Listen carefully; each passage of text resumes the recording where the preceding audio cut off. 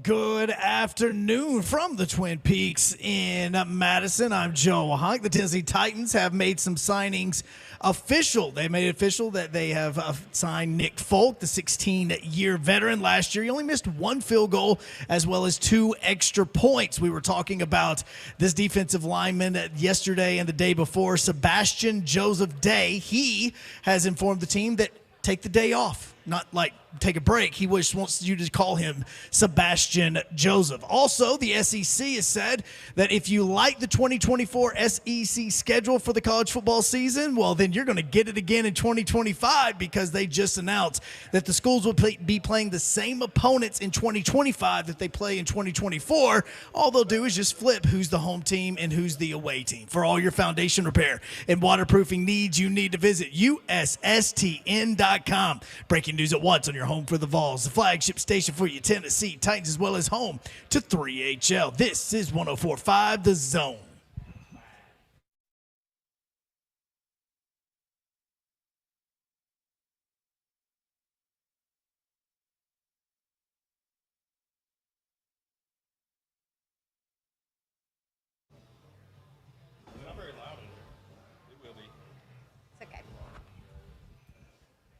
Yo, what up, Nashville? 3HL is on the air. Britt Doherty with you on a beautiful day in the Music City. It is Wednesday before the NCAA Tournament, although I guess it really is underway for everyone except for Virginia, who did not show up. What was that? We will talk about that. They went 14 minutes without a point in the game yesterday.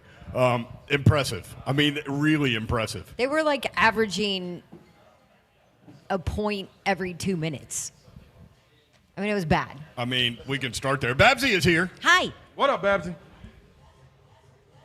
That's right. That Virginia performance was bunk. Happy, what day is it? It feels like Friday because it is Friday for us. We will not be on the air Thursday and Friday. We will have NCAA Tournament action on 104.5 The Zone. So we will be somewhere consuming that product. And some product. Consuming some other products? Yep, that's absolutely right. Ron Slay is here. I'm in the building. You look like you're going through some serious stuff over I'm here. getting a parlay together because the people, I done had Lord. 4 people hit me up on social media asking for it, and I'm here for the people. It's time for the show. We're always here for the people. That is definitely true. And today we're in Madison at Twin Peaks. This place is massive. Yes, it is. Humongous. They've got a huge bar right in the middle. I can't see the beer temperature. 7. Oh, there it is, right there, 28.6. It's literally 2 feet away from us. I know. I had to turn my head to the right. I'm looking throughout the whole room here. Throughout. 28.6. 28.6. Kirby is here. Why are you laughing? Honk is here. I thought I heard Kirby laugh. That made me laugh. Mike Buckner is here, head of engineering. I was going to say, I walked in, I'm like, Nashville. what, Kirby couldn't do his job? We No. had to bring in the big dog? It just means we ain't playing around. That's all it means. My We first ain't question playing around. my first question to Buckner, Mike Buckner is his name. My first question to Buckner was something wrong. I'm like, on why, double secret probation. Why are you here? Kirby's on double secret probation. So I've been. This is year 20. That would not surprise me, Kirb. This is year 28 for me in radio, and I think I worked with you, Buckner, in year 1. Yes, he says. We both worked at a different Year place, 1. and then and now Buckner is with us at Cumulus Nashville. We wasn't around in year 1, Babs. Nah. Y'all are old. Y'all are know old what- folks. I don't know what y'all were doing in year 1 for me. Y'all are old folks. What were you Creating doing some kind of 28? havoc somewhere. 28 Yes. years ago, you were creating havoc at Pearl Cone. 28? Uh-huh. That's how long No. ago? No, 20. What am I? 42. Yeah, you were 14, freshman, right? Oh, my Oh, gosh. Because you yeah. graduated at 17. Yeah, I sure was. You, I was. you might have been a sophomore. Yeah, I probably was. Hey, that was it. Was it 98? No, not 98. 97. 97. Damn, I was a junior. Getting ready to go into my junior year. 97. Yep. About to Babsy? walk into my junior year. I was raising hell at McIntosh High School in Peachtree City, Georgia. Go, Babsy. Macintosh Go, High Babsy. School. I love it. We'll get to Virginia in a minute. Real quick, got some word around the campfire bits of notes. Give it to me. Word around the campfire is that Vanderbilt is interviewing basketball coaches. Okay. As they should be. I know today and tomorrow is what I was told. Terrific. Oh, There, nice. there might be other days involved, but I was told today and tomorrow. Okay, you want some of the names I'm hearing? Please. Chris Mack. That's Okay. Let me just go ahead and put this out here. The reason you're hearing Chris Mack's name, or maybe because he is interviewing, I mean, I'm not saying that he wouldn't be interested in the Vandy job anyway, right. But you guys know I'm big into Vanderbilt volleyball. They're just starting their program. Chris Mack's daughter is a badass volleyball player who was, I want to say, Vanderbilt volleyball's very first signee. okay. Or is certainly one of their huge gets recruiting wise in volleyball. So his daughter is going to be at Vanderbilt. She'll be starting that Vanderbilt or restarting that Vanderbilt volleyball program. That's like Trent Dilfer in Lipscomb Academy. Is that how they ended up hiring him? Yeah, he went to Lipscomb Academy to visit for his daughter playing volleyball. Oh, there you go. And so Brent High and some of the other guys over there kind of cornered him and was like, hey, man, would you be interested in coaching high school football here? And that works. That's kind of how all that happened. So interesting. There is a mountain of food that has been delivered to our table. Wings and the meatballs is for me. So let me ask you this about Chris Mack before you go down the rest of your list. Her name's Haley, by the way. Does that job interest you if you're Chris Mack? Like, would he command a ton of money? I don't know. Or would he take a nice little hometown discount because, hey, I'm coaching basketball while my daughter's kicking butt in volleyball and starting a brand new program at this university? Like, you know he's going to be a part of it. Let me fill it in a little bit and then get Slay's take on this. Ton of success at Xavier. Tons of success at Xavier. NCAA tournament all but 1 year at Xavier, and he coached there 1, 2, 3, 4, 5, 6, 7, 8, 9 years. Yeah. So eight out of 9 years he was in the tournament. Then he goes to Louisville, not as much success. Lost in the first round of the tournament in 2018-19. No postseason due to COVID in 2019-20. Did not go to the postseason his last 2 years, and if I'm not mistaken, he didn't coach this year. No, I don't believe so. Yeah, I think he took a year off. I think it was. What do you think about Chris Mack? I like Chris Mack as a coach. I thought he had great success at a high academic university when you talk about Xavier, so that would be a good spot to roll over. He should be able to handle it at Vandy.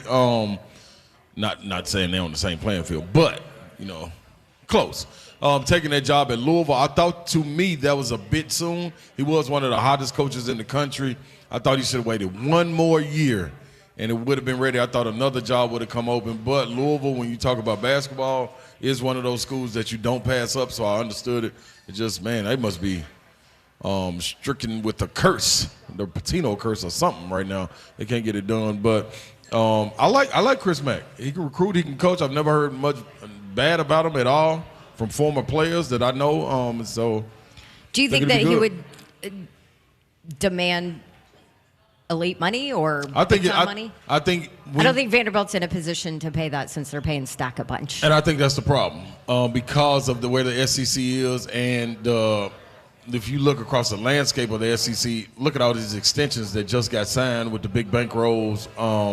You walk into it and saying, if I could just get average, I would imagine you would have to start somewhere like $4 or $5 million almost. You know what I'm saying? So that's tough to do. That's tough to squeeze out right now. Maybe he would give a discount. I wouldn't. Right. If I'm Chris Mack coming from his position year off, knowing that at some point it's going to be plenty of jobs to open up. Also knowing how much work you're going to have to do. Absolutely. And how much time in this do I day have, and age NIL, and where that program is right now. Yeah, the headache may not be worth the discount if I don't have something drawing me to it other than my daughter. And you want the time to watch your daughter. Absolutely. Yeah, it'll be interesting. Chris Mack, great coach, interesting angle there. So that's a name I heard from the word around the campfire people. Another name, Kyle Smith, Washington State. Kayla would enjoy that. Yes, you would. I know nothing about him. Me either. I know they just got hot. That's what I heard from somebody. Yeah, they don't know how good of a coach he is. You can hear it from me. They just got hot. Yeah, but I mean, you're verifying what. Anyway. Right. Anybody said. Somebody said. Yeah. No. So that's a tough one. Drew Maddox, Unless something unforeseen happened, getting an interview this afternoon. Drew Maddox. Really? Former CPA basketball coach, Vanderbilt legend. His family is all Vanderbilt all the time. That has never coached collegiately. Right. Nope. Neither has the guy that's about to beat Kansas in the NCAA tournament. The guy at Samford. Coached at Mountain Brook High School, went to Samford, and watch out for them against Kansas. So my thing with him, Drew, I think would be a fantastic coach. I think he coaches the style of evolution where the game is today. You see it work with Nate Oates. He was He was a high school coach before getting the opportunity at Buffalo. So that's right. You look at it. Oates was? Yeah. Okay. So math teacher, I think. You look at it, and if you're talking about saving face, putting a jolt of life into Vandy, man, I don't think you could go any other way unless you were going to get Shane Foster as a coach. Like the fan base would respond to rally, that. and I think Dave Babson would give them time. You know what I'm saying? Like knowing where they're coming from. My question is, how much time would they give them? Because you're gonna have to be able to go get guys, and it's gonna take time to form. You're a new coach in a new league. It will be a new league with Texas and Oklahoma coming into it. Right. How much time will you give him to get his guys in there and change the culture? Because it's going to have to be a culture change to what he has. And the people adapting. As far as the support, it would be. I'd be in there. He'd have to have a great staff From what to I hear, help him navigate. Yep. From what I hear, that is exactly what has happened. Yeah. If he gets that opportunity. He's already putting together a staff. Mm-hmm. Yeah. I mean, you have to when you interview. Hey, this is what my staff would look like, right? Makes plenty of sense Especially to me. in his. I think all deal. of them have to, and I think you have to explain like how you're going to draw NIL dollars, how you're going to increase attendance, how you're going to distribute NIL dollars. Yeah. Now, what kind of because that was part of the problem at Vanderbilt, right? Yep. Right. What kind of style of player are you going to have? Right. Like, all of those what are things. you going out to get? I mean, he's always been, 5 out? Yeah. Shooting the three, get to the basket. In the paint, 3. Yeah. And that's it. That's simple. That's that old Rick Pitino stuff. But you Does got it to work be able Billy Donovan in this day and style. age? That's what it worked for Nate Oates. Yeah. That's the only comparison I can give. Until there was some drama going on with the program. Right. Yeah. So. All right. The other name, and we'll talk more about this later, is a name that Slay and I brought up on Monday. Will Wade. I like that one too. Here's the thing, too. If all of this is true, and again, this is word around the campfire. If all of this is true, congrats to Candace for trying to unturn every rock, have conversations with everybody, whatever. Congrats to her. A That Drew tells me a lot Maddox to her. interview is completely outside of the box for this job. That's dope. Because I look as an outsider, I would look at it as zero collegiate experience. Hasn't been a high school coach for a couple years, right? Yep. So He's been out the that game. is an outside the box, look elsewhere to see if something else will work kind of move. And let me go ahead and tell you, Drew Maddox did not tell me this. Yeah. So I'll say. Oh, that. what? You think people think that Drew told you? He's like, yeah. But No, Drew did not tell me this. This is the thing, though, man. I've not talked to Drew in a while. Even being outside of the game, you're still involved in the game because he was calling many Vanderbilt games. Like, when you're at basketball at heart, you're not outside the game. We talked about that with Derek Mason. Like, you ain't really far from it. You want to know the competitiveness level on this dude? And I know you were like this too. He told me when he was in high school that he would lay in bed at 9 o'clock at night thinking about the guy in California that was still getting shots up because it was 7. And so he would go outside and shoot. Yeah. He's a different dude when it comes to competitiveness, and I'll tell you this too. Oh, motivation? No one loves Vanderbilt more than that guy. Yeah. He's a grandson of it. I don't know All if right. that qualifies him to be the head basketball No, coach. I'm absolutely. not saying that. I'm not saying Absolutely. that. I'm just saying. I'm just giving the background of him. And I love Drew. I'll tell you this. He'll motivate the hell out of that team. Yeah. Yes, he will. You got to have guys, though. They'd be fun to watch, but yes, he'd have to have guys. That NIL piece, like if Drew can go in there and say, hey, man, I can get you $2 million a year on NIL. Okay, well, let's have a serious Yeah. conversation. The only problem is, what is Texas offering? What is Oklahoma offering? Right. I don't know. Kentucky Whatever offering? that dollar figure is. I'm just saying. Yeah. I'm just saying. I haven't heard that. But, like, if you can go in there and promise That's what I'm saying. elite NIL dollars. You got to give them time. They got to give them time. All right. When we come back, again, at Twin Peaks in Madison. Parsley's up. We would love to see you out here. The beer is 27.1 degrees Fahrenheit right now. Parsley is coming. Also, Coach Mack coming up next. Still rumors about the Titans and L'Jarius Sneed, the Chiefs cornerback. We'll talk with Coach Mack about that next. 3HL 104.5 The Zone.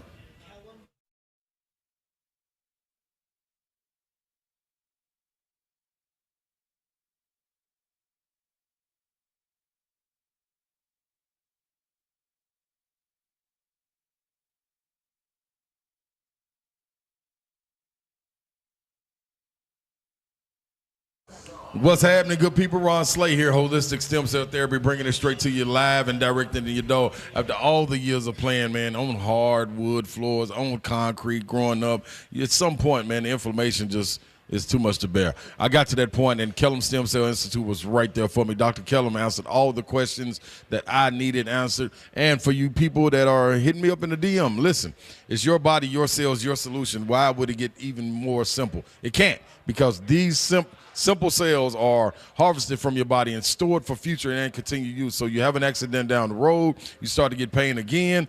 Guess what? All you got to do is walk back in there and they get them redeployed. They attack the inflammation immediately. First, you must go and call and get your consultation set up. 615-850-4415. That's 615-850-4415. Real simple, real smooth. Talk to Dr. Kellum yourself. Ask him any answer. You ain't even got to ask me. I know it works. Kellum Stem Cell Institute.com.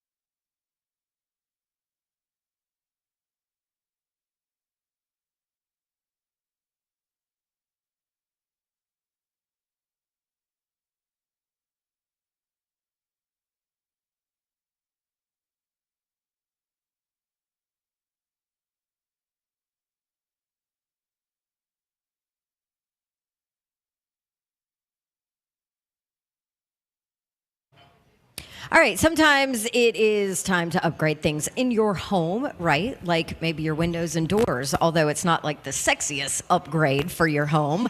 It sometimes is needed, really needed, and you don't have a choice. And I am here to tell you that who you need to call for windows and doors is Pella Windows and Doors of Nashville. I have loved the experience of working with them, and you might be surprised to learn how affordable replacement windows are from Pella Windows and Doors of Nashville. Affordable, but most importantly, the best quality out there. Pella was voted #1 by Nashville homeowners as the leading window brand in Nashville. That was based on a 2022 survey of leading window brands among homeowners. And on top of that, they have the staff in place to make sure that they can take care of you. And I can let you know that's exactly what they do. I love a good deal. You love a good deal. Pella has worked with me so that we could give you a good deal. How about 50% off qualifying installations and no money down, no interest, no payments for 12 full months? Pella Windows and Doors of Nashville. That's where you need to go. Schedule your free consultation. Check out that special I told you about, PellaNashville.com.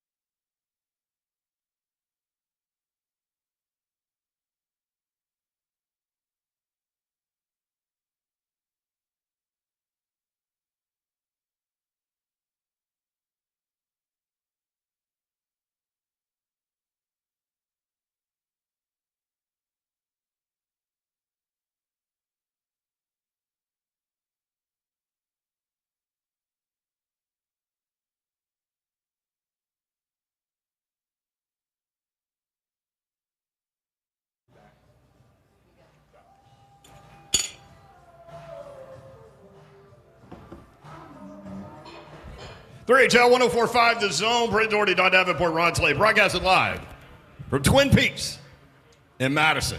We'd love to see you out here. This place is massive. They got TVs everywhere. How many do you think they have? Like 30? More. Maybe more? All right. The beer temperature is what? 29.2 degrees Fahrenheit. Yes, and the food is great. Chicken Caesar salad is awesome. I forgot we didn't have the mic that came on. You were just talking? Yeah, I was talking. Why can't I hear myself? Like, what's going on?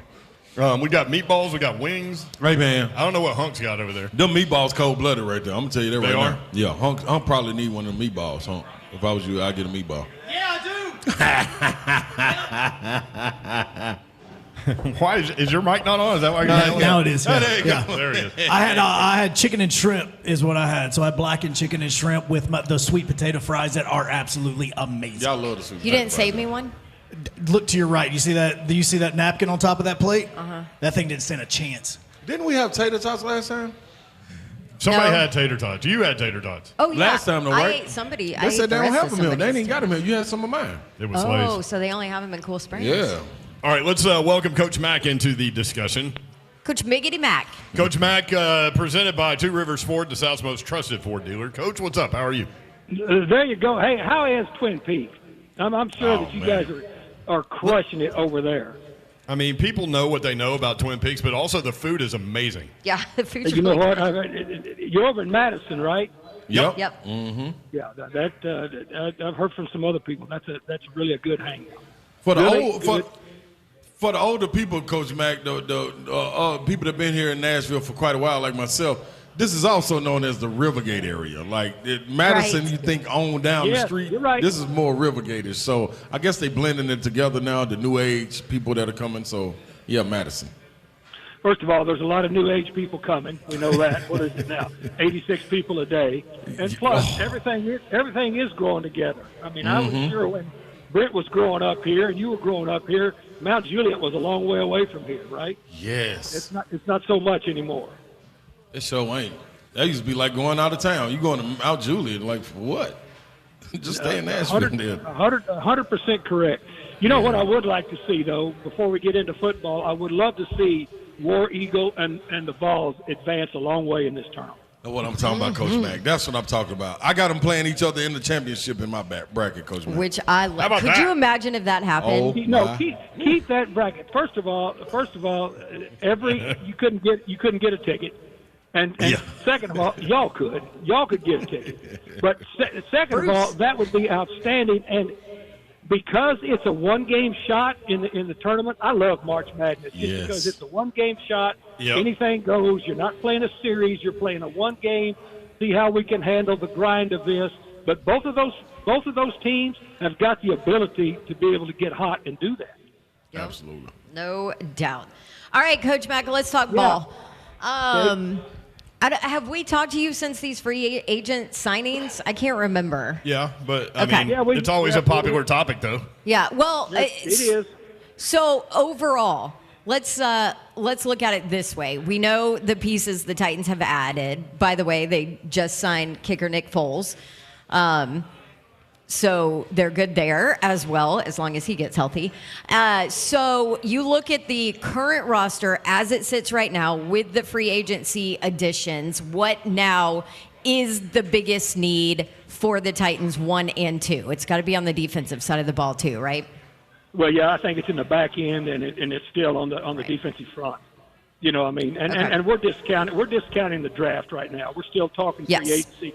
This is kind of that lull time in free agency where the first wave is hit, and then kind of the first wave and a half has hit, and now you still got guys out there like L'Jarius Sneed that have signed a franchise. You know, that's the franchise player, and so everybody's kind of jockeying back and forth as to what.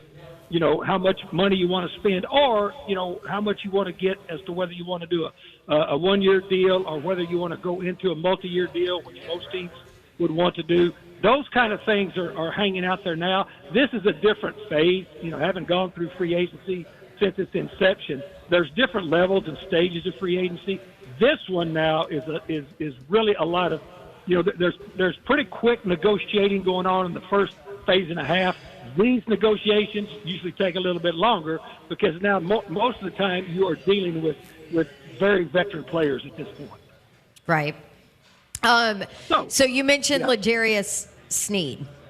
What is it about his game that makes him so special? You know, there's, of course, rumors out there of the Titans talking to him and there being, there was an offer, who knows, right? But just from you, from watching him play, knowing what the Chiefs did well, what is it about him that makes him a special corner? Well, Spags used him in a lot of different ways, and that's what Denard Wilson would do with somebody with that skill set. I mean, he can play press, he can play zone. He's a guy that you can play match with if that's what the scheme that you're doing that week, relies on. He is he's a physical corner. You can do anything that you'd want to with him. And I've been with Denard and have watched Denard coach and have been around players that he is not only that he's developed, but around veteran players that he's also coached. It would be a nice matchup. But again, we talk about nice matchups with coaching styles. The first thing you got to get past, is the negotiation and the money part. But as far as what you're looking at as a player, as to what you could do with him, they could do just about what you would want to with him. Right. So let's talk about those three. Like if he is added to the mix with Cheeto and with McCrary, you're looking at like three really physical corners out there. Yeah, and you're looking at guys that you'd feel pretty good about leaving on the field most of the time. Yeah, and so that's a big thing, Brent. It really is, especially nowadays.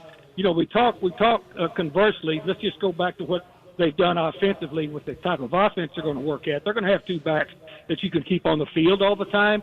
Well, in a defensive aspect, the way you look at it, the main thing that you always study when you're game planning is what are my personnel matchups by down and distance, field position, and personnel groups that these people do. How many changes am I going to have to make still to be able to run the gamut of what my defensive calls are? You get those three, you could leave them on the field the whole time, and then you could work with that. But they still need, to Dawn's point, to her question, they still need some help in that back end, and and they're still going to work on that defensive front.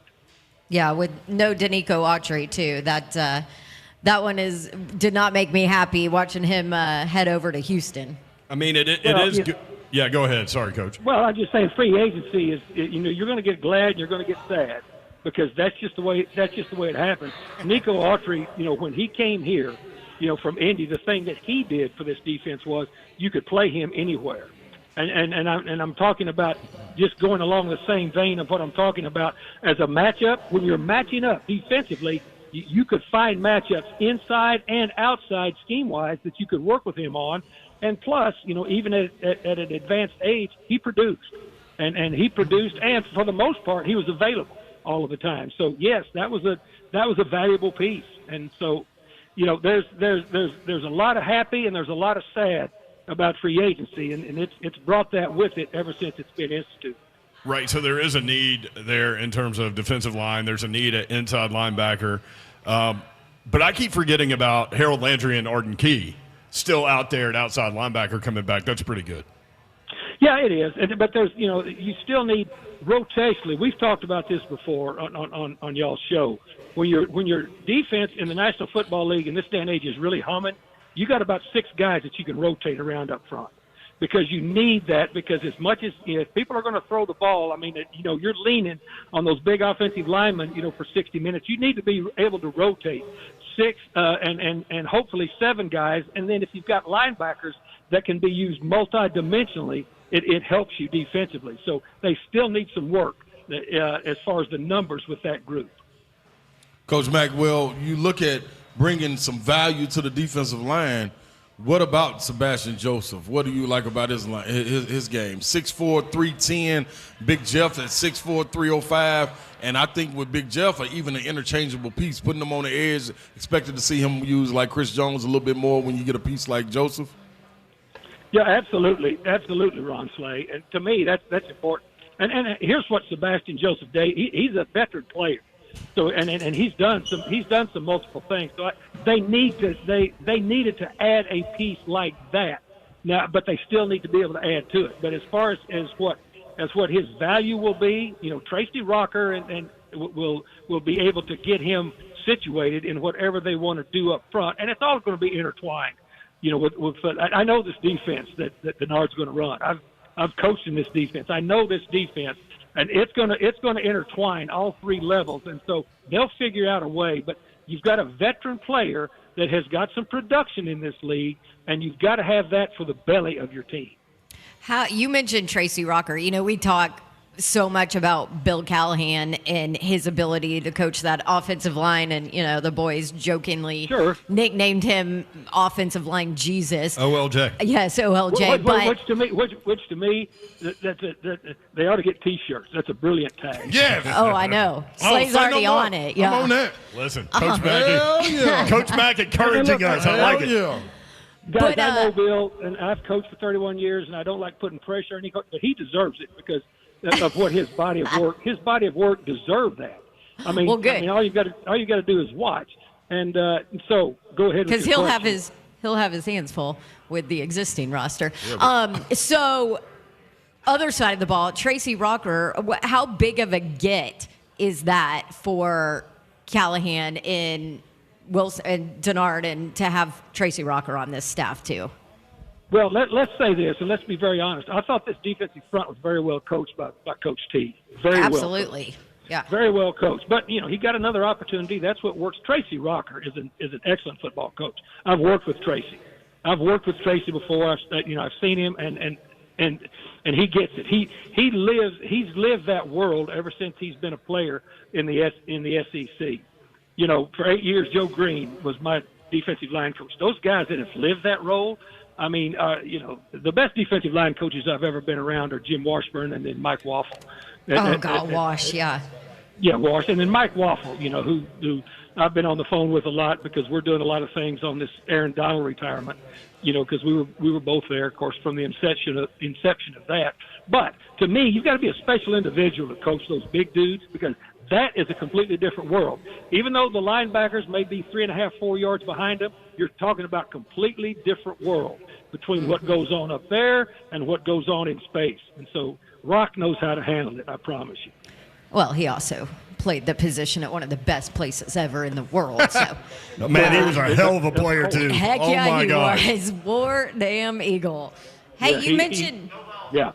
Oh, I heard a gold balls in this place. What? Yeah, probably from the orange guy right there. Oh, there he is, yeah. Hey, you mentioned Aaron Donald. Were you surprised at that decision? Or I guess he had kind of hinted at it last year, but fill us in there. No, and look, they set this last contract up so that he could do this as far as the way the money figured out. And Aaron has been, look, this is a 10-year first ballot Hall of Fame career. Mm-hmm. And as I said, I've been on a lot of national shows, been on shows in LA, since he announced his retirement because, it was a pretty significant thing when we drafted him with that 13th pick. We had two number one picks in that round, and he was the second one. But the whole thing was, and it's a typical thing of, well, he's a good player here at Pitt, but he's short, his arm, all that stuff. But when you start putting on the film, I mean, nobody could block him. I mean, and to me, that was a great move with everybody concerned there at the Rams that were making decisions there, and it was vetted pretty hard. And to me, he's done nothing. I mean, and I was asked on the national show yesterday, how soon did you know that he was going to – you didn't know he was going to be a Hall of Famer, but how soon did you know that he was going to be special? And I said, just about a squinted.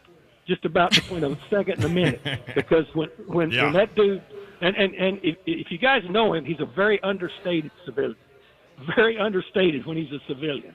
When he's on the field, completely different dude. I think it's wonderful. I've been fortunate, guys.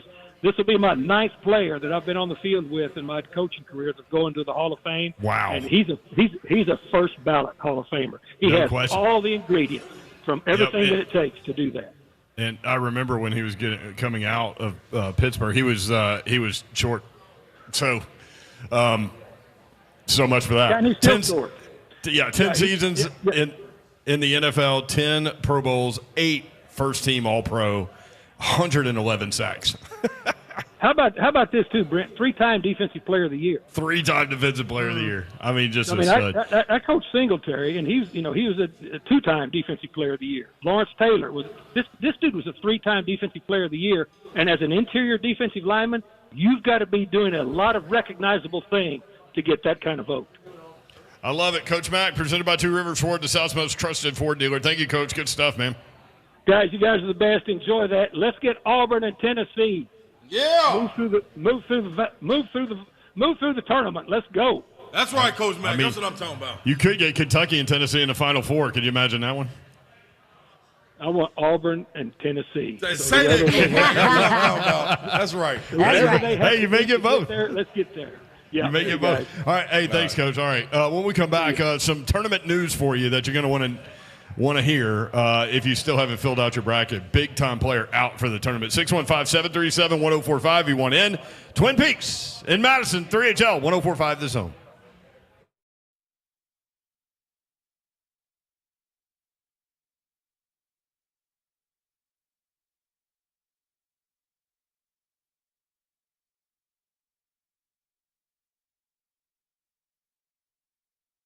What's happening, good people? Ron Slade coming to you live and direct. I'm talking about a Nashville native. That is who I is. And I got somebody else, too, Chuck McDowell. He's a Nashville native. What does he do? He cares about the community, just like your guy here. Proud to serve them as well. Carries them on his back. Chuck reinvests in the people and the places that make Nashville such a wonderful place. You should be hearing this name even more. Listen, when you walk around and you see Chuck, I always give him a little nickname. You know, people I mess with, I give him a nickname. I call him Chuck the Boss. He is the boss, too. Wesley Mortgage, that's who he's the boss of. WhyWesley.com is where you would go apply. Wesley Mortgage is currently recruiting top mortgage talents, now hiring. So, my relationship with Chuck will trickle right over to you, and you'll have the same relationship with Chuck. That was tough to get out right there. But people, listen to me real clear. Chuck and the leadership team at Wesley Mortgage have a support system in place to help you succeed. So why not? When you're talking about Titans, Music City Grand Prix, Nashville Preds, all of it can be accomplished. Wesley Mortgage, WhyWesley.com. Gupton Dodge Chrysler Jeep Ram. That's where you need to go to get that next new vehicle, whether you're looking for a car, truck, SUV, or Jeep, maybe a Sprinter van. Maybe you suddenly have like 32 kids that you adopted and you need more space and need that Sprinter van. They can hook you up. Gupton Dodge Chrysler Jeep Ram. That is where it's at. 3450 Tom Austin Highway in Springfield, Tennessee, just 30 minutes from downtown Nashville.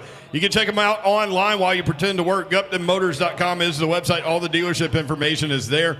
All of the inventory is there as well. And King Gupton, his guys, Daniel Gupton, and all the guys at Gupton Dodge Chrysler Jeep Ram are there ready to help you. No pressure at all on you. They simply want you in the vehicle that's right for you. So if you need something with more space, maybe more gas efficient, maybe something with less of a payment, let them know what you're looking for, and they'll get you in that ride. Take your test drive, go inside. They will help make the numbers work, and it will be that easy. 3450 Tom Austin Highway in Springfield, Tennessee. Again, 30 minutes from downtown Nashville. That's Gupton Dodge Chrysler Jeep Ram.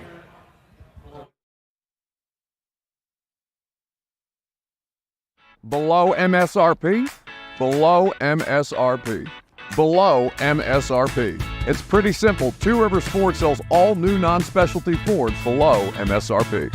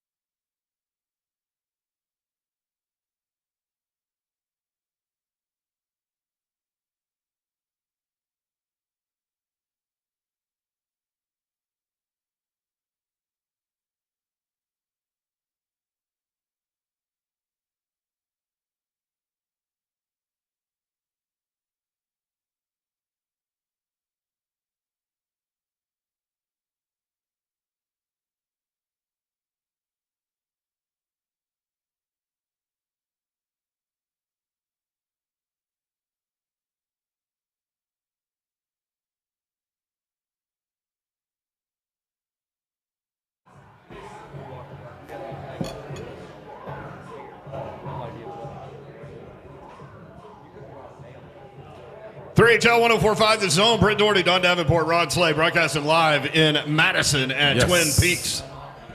That's right, you are. The meatballs are fire. Is that what you said? Yes. There's broadcast legend Buddy Sadler, who is here. Legend. What's up, buddy? How are you, man? You look great in purple. That's good. Hunk is paying. This man looks so good on television. Does such a great job. Who, Slay? Yeah. Oh, my gosh, the suits. Yeah. I appreciate it, buddy. Well, you look good. You sound good. Listen to Buddy's voice. Nashville radio legend Buddy Sadler. Ta-da. Love it, man. I love it. It's great seeing you, man. Sure, I always come here for the food. Smart man. Made it a long time. Buddy. The food is good and the beer is cold. It's 29.5 right now, the beer temperature. We've got a lot going on. It's almost time to start. It is time to start filling out those brackets. You can register today for 104.5 The Zone's $1 Million Bracket Challenge, sponsored by Scoreboard Bar and Grill, for a chance to win $1 million. Plus, we're giving away a pair of tickets to see Chris Stapleton at Bridgestone Arena for the best local bracket score. Sign up. Go to 1045thezone.com. Preds win again, 8-2 over the Sharks. That's 15 consecutive games with at least a point. They've won 13 of those. That matches the longest streak in franchise history as they close out the season. 13 games left until the postseason. Kansas. We were looking at the brackets on Monday, and that was an upset that I think we both picked, right? Yep, Sanford. Bucky Ball. Sanford, is yes. in effect. So there's a high school coach that went to Sanford and won 5 state titles at Mountain Brook. And they've got tons of NIL money from what I hear. They fly private to all the games at Sanford. So they've got things rolling. But they play Kansas in the first round. A lot of people like that upset. It was Kansas by 9.5. It's down to 7.5. Or down to 7, I think. Kansas will be without star guard Kevin McCullough Jr. for the tournament, averaging 18.3 points per game, 6 rebounds, and 4.1 assists. How big That's of a loss? huge loss. That's huge. Yeah. Probably the best player in the conference outside of Jamal Shead for Houston. So, that's a tough one right there. So how are they affected? Oh, tremendously. Like, he's the do everything player. Like, the same what Dalton Connect brings to Mike Buckner's out the building. See you, Buckner. See you, Buckner. The same effect and impact that Dalton Connect brings for Tennessee, that's what McCullough brings for Kansas. Even with having Hunter Dickerson down low and having an impact, it's just different when you got a guy on the wing that can do it on both ends of the floor. And when you get in a spot where strategies isn't working, give them the ball and get out of the way. That is that give them the ball and get out of the way person for them. So it's gonna be tough. It's gonna be tough for Kansas to overcome this one, even if they get past Sanford in the first round. Yeah, because then they would have Gonzaga or McNeese State. Yeah, I ain't getting past that one. Again, I'd be shocked. McNeese State coach Will Wade, one of the names that I've heard around the campfire, involved in the Vanderbilt college basketball vacancy. Plus, And the others? Yeah. For those that missed at the top of our show. Yeah, we did this at the beginning of the show. Word around the campfire. Vanderbilt interviewing basketball coaches. I'm hearing Chris Mack, Will Wade, Kyle Smith is the Washington State coach, and Drew Maddox, former CPA coach, among those getting interviews. I wonder what's the feeling. Vandy fans, what's your feeling on that? 615-737-1045 is the number. 615-737-1045. Vanderbilt also with several players in the portal. We talked about this yesterday in terms of college basketball. Colin Smith, Lee Dort, Paul Lewis, Jason Rivera Torres, and you heard Tyron's also in there? Mm-hmm. Yep, Tyron Lawrence is also in there. Tyron Lawrence. Yeah, but one person that probably will be out of there real quick, probably tomorrow, is Rivera Torres, according to some Vandy faithful. I sure hate they losing him. They might not. He said he might come back. I ain't no might come back. They just say they're going to be beating down the door. Why would you come back? Oh, I saw a list of teams. Oh, who is it? All mid-major stuff. There was like a... If you're missing it, this is Slay's sarcasm, by the way. Thank you, Babsy. Yeah, because somebody hit him with Jason Torres. They're going to be beating down the door in the portal for him. several weeks ago. I think that there were a couple of bigger name schools, Pittsburgh maybe. Good for him. That's my man Cable up there. And one other one, but it was like a list of 15 teams, and they were. I'll find it. That's dope. A buddy of mine who's a Sanford alum just texted me. Yes, they fly basketball everywhere private. They have 3 to 4 huge boosters. Talking about Sanford, one gave $1.1 million to make weight room identical to Auburn's. That is not surprising, by the way. Not at all. There's a lot of money at Sanford. Lot of money. Yes, it is. Always has been. Yep. Why the one I didn't give Scott Padgett that kind of resources? I don't know. Good question. Virginia will reportedly take a look at its system after the first 4 loss. I saw that on ESPN. Is that right? Yeah. Tony Bennett what? He gonna bend the knee, kiss the ring, and come into what? That was the story. I believe it when I see it. That was the story. I believe it when I see it. They lost last night 67-42 to Colorado State. There was a 14-minute stretch where UVA did not score. They hit 2 free throws with 9:20 left in the first half, did not score another point until there was 16:37 left in the second half. So they went the last 9:20 of the first half without a point, not even a free throw. And they go the first almost 4 minutes in the second half. So it went from 18-14, Colorado State with the lead, to 35-14. So a 17-0 run over 14 minutes.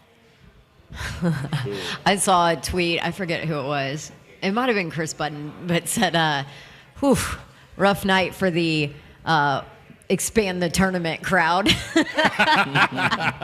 Yeah, that was painful. I'm like, yeah, this is not the most beautiful basketball that we've seen. God, boring. The tweets were funny while that game was going on. Like all of the things that are happening while Virginia doesn't score.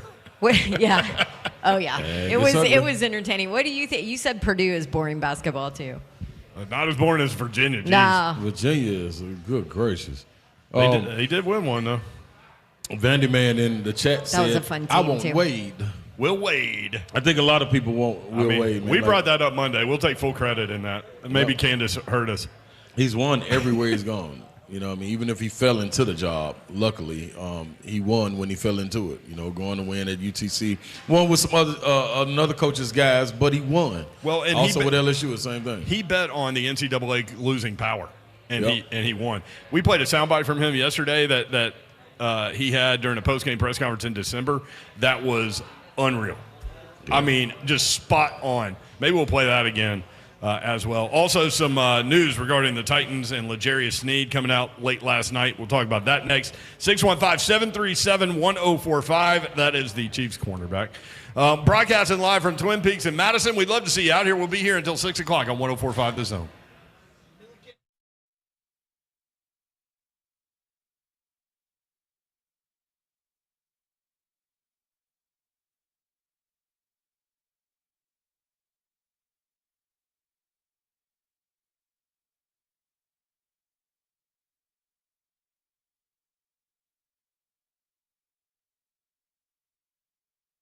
What's happening, good people? Ron Slade coming to you live and direct out here at Twin Peaks, man. And I got to tell you about Milliken Corp, because when you're standing on strong foundational ground, then Milliken Corp probably is responsible for it. And if they're not responsible for it, guess what they'll do? Tear it down and make you some concrete ground to stand on. They never slip up. They never miss. Experts in concrete, asphalt, grading, and drainage services. You can always depend on them to get you driveways, sidewalks, patios, decorative concrete, stamped concrete, and even backyard renovations. That's the one. That's the one for me. Because, you know, I like to get out there on that grill, and I like it to be real smooth, everybody be around, gathered, you know, and have a nice little ambiance going. Milliken Corp can help with that. No job is too large or too small. Milliken can service residential, commercial, and industrial. They do not miss. Safe company, no job site injuries in 5 years, people. That word is their warranty. They've redone projects. All you got to do is call them at 615-238-5909. Trust in Milliken Corp. Not your fault if you choose the wrong asphalt. MillikenCorp.com. Okay, you guys know that one of my passions is Rally Foundation for Childhood Cancer Research, and Rally on the Runway is coming up. So I love it when a company that I've used at my home, who's done a phenomenal job, is also all in on raising money for childhood cancer research. And that's exactly what Outdoor Lighting Perspectives of Nashville is doing. Outdoor Lighting Perspectives has their team that's called Light the Way. So for all customers that purchase a lighting install up until mid-April, April 18th, Outdoor Lighting Perspectives is going to give a $100 donation to Rally Foundation for Childhood Cancer Research in that customer's name, working together for a phenomenal organization. And speaking of phenomenal, my outdoor area in my backyard and my driveway looks phenomenal thanks to Outdoor Lighting Perspectives of Nashville. For over 38 years, they've been making homes stunning with landscape lighting. They can add value to your home. They can add safety to your home. And they can make your outdoor areas more livable when it's dark out. So go see my friends at outdoorlights.com/Nashville and help out the Rally Foundation for Childhood Cancer Research while you're at it.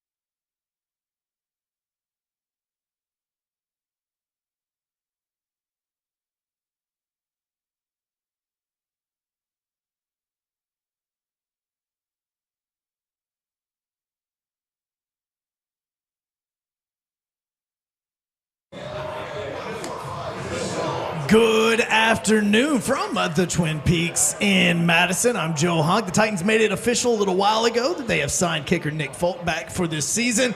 It will be his 17th year in the NFL after only missing one field goal last season and 2 extra points.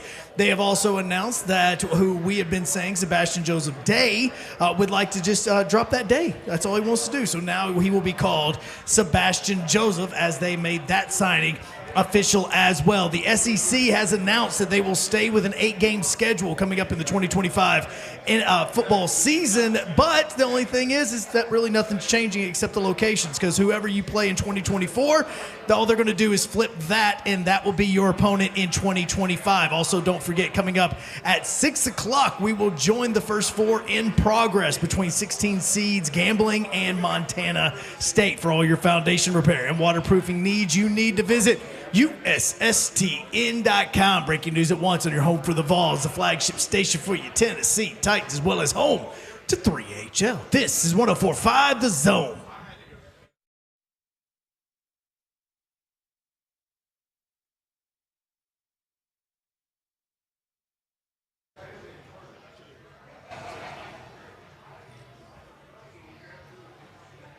3HL 104.5, this on Wednesday edition. The NCAA tournament starts in full tomorrow. Tennessee fan right here is ready.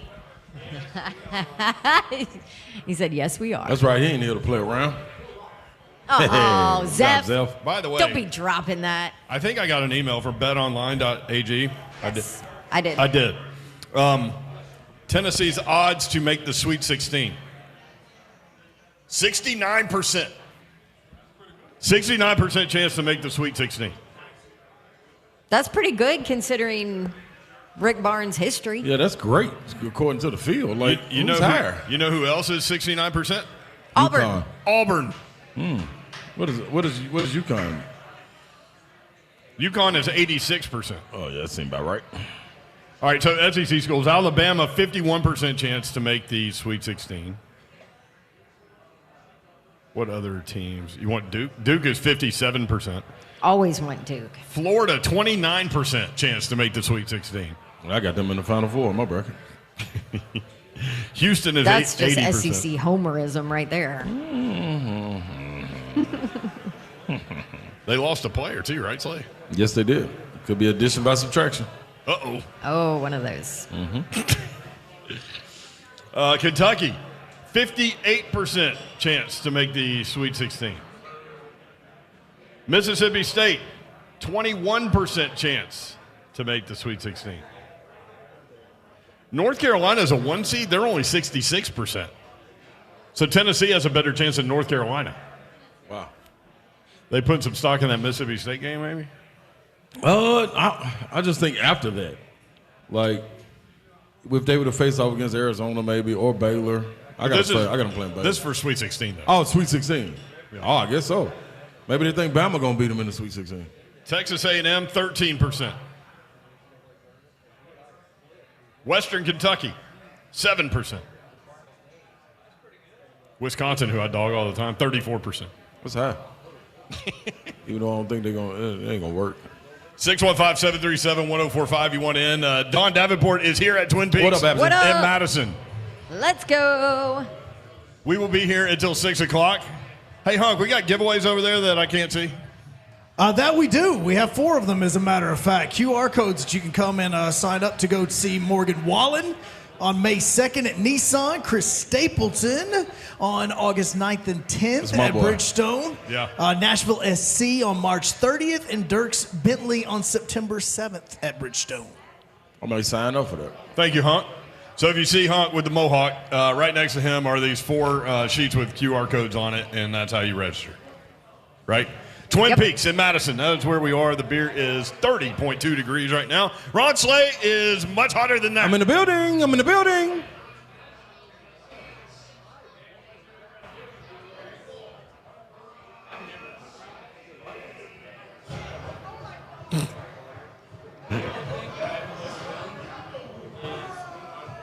I love how you're giving Dab to enter the game. Yeah, man. It's like the starting lineup, man. You got to, you know what I mean, hit your people up when you come through.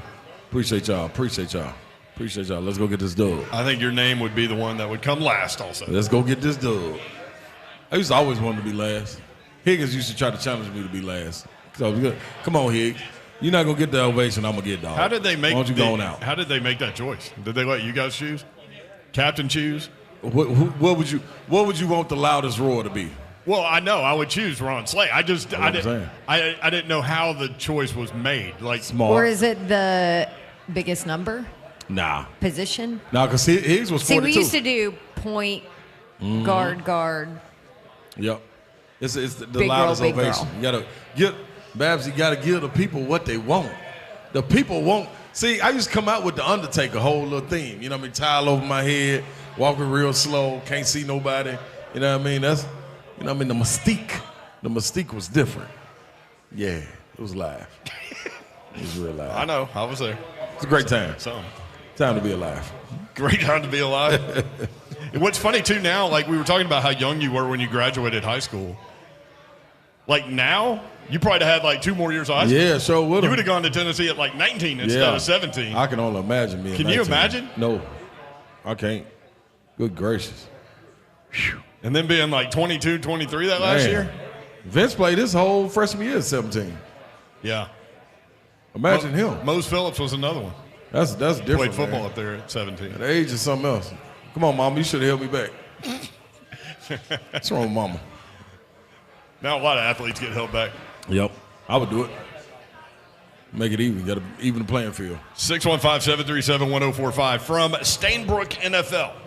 So he wrote this on March 12th, okay? So that's a week and a day ago. Source, Tennessee Titans have emerged with serious interest in signing Chiefs cornerback L'Jarius Sneed. Talks will continue, but Tennessee is very interested. That was 8 days ago. Then yesterday we saw word that the Titans had offered a 2025 third-round pick and a contract worth 4 years, $80 million, right?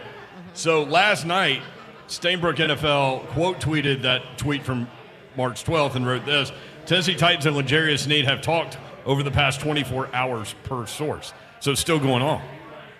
Still a conversation, huh? What does he do for your secondary automatically? Bolstered? Everything. One side, everything? You want to talk about a dog. Yeah. But I think, like, and go watch Cheeto's tape, too. Like, he is such a physical corner. Yeah. He's not going to, like, he doesn't have huge interception numbers. In fact, I think it's been 3 years since he has one. But when you watch him hit people as they catch the ball, I mean, it's crazy. I mean, dropped like a sack of potatoes. And L'Jarius Sneed is more athletic, but physical like that. Well, that's a good thing. I think that would shore up a lot of things. Then you move what our guy. Elijah Molden? No, I was going to say safety? Baked Bean inside. Baked Bean. Yeah, what's my man's name? How did I forget short arms? Roger McCreary. Move Roger McCreary inside. Yeah. And, Yeah. So you get a stable position. He loves Bush's baked beans. beans. Yeah. Baked beans. Yeah, that's right. Beans. I was Baked like, Beans what? and short arm guy. Right. That's what you came up with before his name. You came up with those two things. I ain't come up with this. The people said that. So he gave up 7 touchdowns his first year, none last year. Roger McCreary. That's dope. And he played primarily inside, but did have to play outside because of injuries. Injuries, man. He needs to be an inside guy. Yeah. He's a nickel guy. Yep. So just rumors out there or whatever, Chiefs fans and beat writers and podcasters, everybody all over it. But L'Jarius Sneed, the alleged reports out there, right? No team has made a second-round offer for him in trade talks. Right. You had the rumors the Titans a third in 2025 because they don't have a third this year. Right. Sneed wants to become the highest paid corner in the league, and that has been the major holdup right now. Wants to be the highest paid corner. So what are you talking, 23? I think it has, if you want to be the highest paid, it's got to be 22 or 23 right now, right? Wow. Yeah. Is he worth that? This year. Yeah. Yeah, I don't know. It's interesting. The last number I saw, even with all of the free agency moves that the Titans have made, they still had like $50 million in cap space. Right. So it's weird how those numbers, work themselves out. So I think don't know financially they could probably make it happen, Yeah, they but could you still definitely do could. have a lot of holes. That's my only thing. So another line that is out there is that the medicals on him are concerning. And the Chiefs are totally fine with him playing on the tag. So that's why they didn't want to invest more than 1 year in him. exactly. Okay, that makes sense. So there's, do you want to, if the medicals are in fact concerning, now who knows, right? This is lion season. We're in the middle of it. But if the medicals are concerning for more than what's just out there, are you going to make that guy the highest paid corner in the league? No. 615-737-1045 if you want in. We were talking about the word around the campfire nuggets about the Vanderbilt basketball job, hearing Chris Mack, Will Wade, Kyle Smith from Washington State, Drew Maddox among those getting interviewed. Let's go to GE in Brentwood. GE, what's up? How are y'all doing? Great Good. show as usual. Thank you. Slay was asking what the feedback on a Vanderbilt fan, and while I grew up in the blue mist, I recovered and went to Vanderbilt and been a long-suffering fan ever since. It's kind of hard to imagine that we ran off Eddie Fogler because we wouldn't give him a $100,000 raise. And Right. Wow. paid Stackhouse about some significant percentage of our SEC payment this year to go away. But we can't really blame Stack, because I think the good X's and O's guy, but had some other issues on Candace. This hire, though, could define her career at Vanderbilt. And I hope that Candace has talked to all the people that you all just mentioned. And nobody is a bigger fan of Drew Maddox than me. But I just don't see how she can hire somebody who doesn't have pretty significant college experience. True. And that really does come back to Will. Mm-hmm. He got fired, and he didn't handle it well. But he got fired for giving away money that you can find in Reed Shepherd's couch at night. Yeah. And just like somebody who's coaching the Auburn Tigers, you might not put him in charge of the ethics department, but boy, is he a good ball coach. That's very and true. I really think that Will, he's in a situation where we can probably get him cheaper than we could have, certainly than when he was at LSU. He'd take the job. He's a Nashville kid. Got a lot of friends in Nashville still. And I really hope that they give him a hard look. Oh, I do too. And he's won in this league. I think that's one of the biggest things as well. At 4:45 in that segment, we'll play a soundbite for you that we found from December, where he absolutely goes nuclear on the NCAA, and like you'll nod your head yes at like everything he's saying. It's crazy. But yeah, I mean, we said on Monday we would love for him to get a look at Vanderbilt, and glad that apparently, according to reps, is happening. So we'll see how that plays itself out. McNeese State plays Gonzaga, 12-5 game. Should they win that, they get Kansas or Samford. So we'll see. Can't you just see Will Wade making a little noise in the NCAA tournament and then like just using that podium? Can you imagine if he wins that game in the first round against Gonzaga in that post-game press conference? He will use that as a platform. Oh, I think no doubt. Mm-hmm. Y'all thought you could kill me? Here I am. I'm back, baby. I just wonder why his suspension was so short. What was it, 10 games or something? Something crazy. Him, Sean Miller, like all these guys. That's amazing to me, man. I mean, he bet on the fact that the NCAA wouldn't have any power. And, I mean, he kept saying in this soundbite that you'll hear later, December 27th, the NCAA will basically be dead. He was talking about the Tennessee thing. Right. But my thing isn't even with the NCAA. It's with the federals. Like, the feds, they went and got everybody else, all these runners and things of that nature. Like, that's. Like the low-key guy? Yeah, that's so bogus. Boy, that is so bogus, boy. Always a fall guy somewhere, boy. That's life, isn't it? That's a shame. Yep, 615-737-1045, always a number. When we come back, we'll visit with Todd Fuhrman and get his take on the NCAA tournament. So, he's got some Tennessee nuggets that Tennessee fans that will not want to hear. But he'll bring it. 615-737-1045.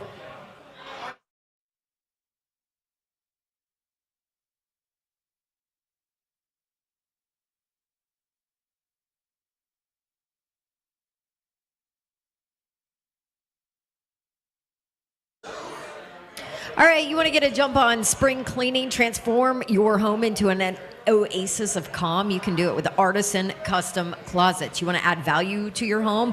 Do you want a show-stopping, beautiful custom closet where you walk in and you have drawers for storage and your jewelry has a place and everything is matching? It doesn't matter what you want. Artisan Custom Closets can do it, hence the custom part of Artisan Custom Closets. Local business. This is not a large chain business that you're going to find one everywhere in every city or every state. No, Artisan Custom Closets is local. One of the reasons I love them. Not only local, but their products are made and manufactured right here in the Southeast. Not cookie cutter items. Everything is customized for your home. So if it's that closet, maybe it's your laundry room or your pantry. For me, it was my garage, and it's about to be my home office that I've got to put upstairs for Mr. Babb so he can work out of that. Or playroom storage. Kids' toys everywhere. You want to make sure that they all have a place and it looks beautiful and nice and custom. Artisan Custom Closets can do it. Call them at 615-800-2199. They're the best. They have multiple financing options as well. 615-800-2199. Say goodbye to clutter. Go visit their website, Artisan, ARTISAN, customclosets.com.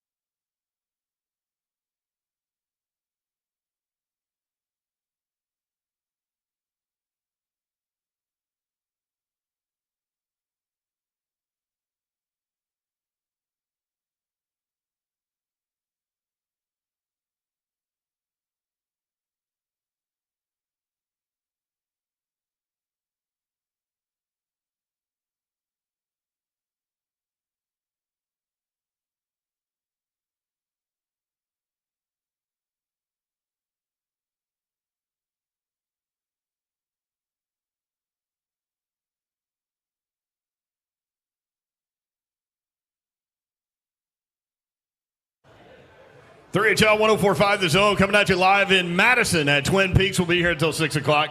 We've got several things to give away. Just come by, look at Hunk, and then scan the QR codes, and you'll be set. Join 104.5 The Zone for our 2024 Spring Golf Classic on Friday, May 17th at Greystone Golf Club. The 2024 Spring Golf Classic will be a day accompanied by great food, cocktails, and prizes. Choose between 2 flights, 8 a.m. or 1 p.m. Spend the day teeing off with us on Friday, May 17th. To purchase a team, visit 1045thezone.com today. I guess, Slade, me and you be playing in that or just riding around a golf cart? Is that what's going to happen? Yes. The golf cart thing? What's the date again? May 17th. Friday, May 17th. I'll probably play about. Lord I'll bless play about us. 6 holes, 9 holes, somewhere around there. Just let it loose for a minute. Yeah, then I'm cigars here on out. Yeah, once the cigar's lit, then. Yeah, I'm gonna chill. I understand.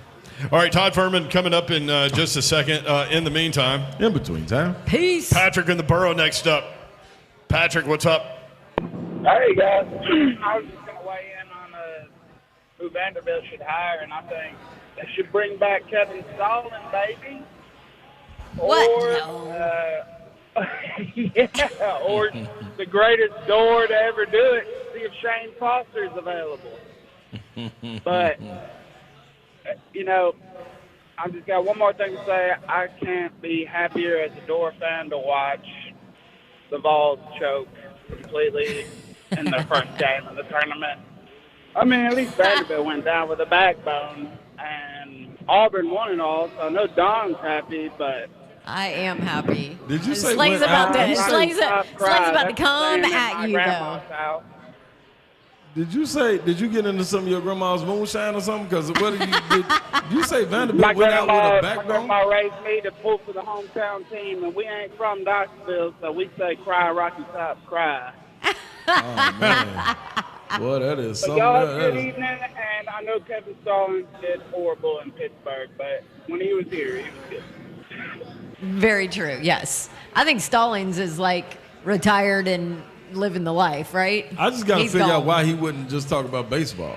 Like, like get the baseball and stop. Like, screech to a halt. Like, I mean, emergency brake, pull up, jump out of the car, and don't get back in the car ever when talking about basketball. If it don't relate, if you're not talking about Vanderbilt basketball before 2006, don't even talk about them. Don't even talk about. I only care about the little team that ran away last year that was gonna win. Don't even talk about them, dog. Y'all are never, ever. That's why y'all need to go get Drew Maddox or somebody. Because, see, y'all want me to go in on y'all. I try to give y'all some love, and then you want to come out here and poke me. But this is the problem with y'all. Vander, y'all trash. Y'all going to remain trash, and I want y'all to be good. But y'all ain't going to help it if you come poke me, especially during March Madness, when y'all don't even get to play half the month because the conference tournament is over. It's over. Y'all got a reservation for Wednesdays at conference tournaments. Wednesdays. You hear me? That's when y'all play on Wednesdays, man. Y'all got a reservation, bottom 4, and it'll stay that way. What are you talking about, man? I try to be nice to you and you come in here at me like that, man. What the hell? Boy, backbone, spineless. Now's a good time to introduce Todd Fuhrman, who joins the show. Man. Todd, what's Hi, up? How are Todd.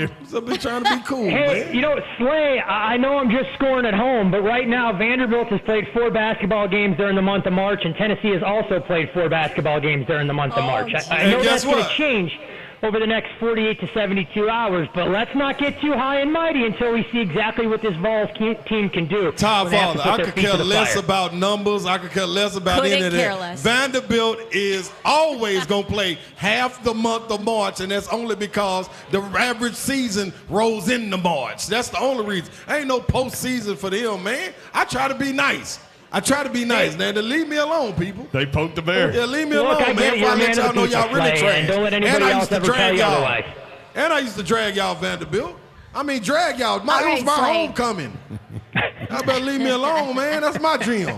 Ain't my boy. That's Slay's gym. I mean, since he's already worked up, let's go ahead and talk about Tennessee. They did gonna make it win. worse. They did win the SEC, so, I mean, throw that into the 4 games you want to talk about. But yes, they did win the SEC, but they're coming in off of a not-so-pretty performance where that game was over more or less before it started in the SEC Conference Tournament. And they have to work against a little bit of history. Teams that typically lose that early in their conference tournament don't usually get a chance to cut down the nets. And when we look at this Tennessee team, I know I've said it before, and maybe these words will come back to haunt me. This Tennessee team does feel different. You have a guy that can go out there and get buckets.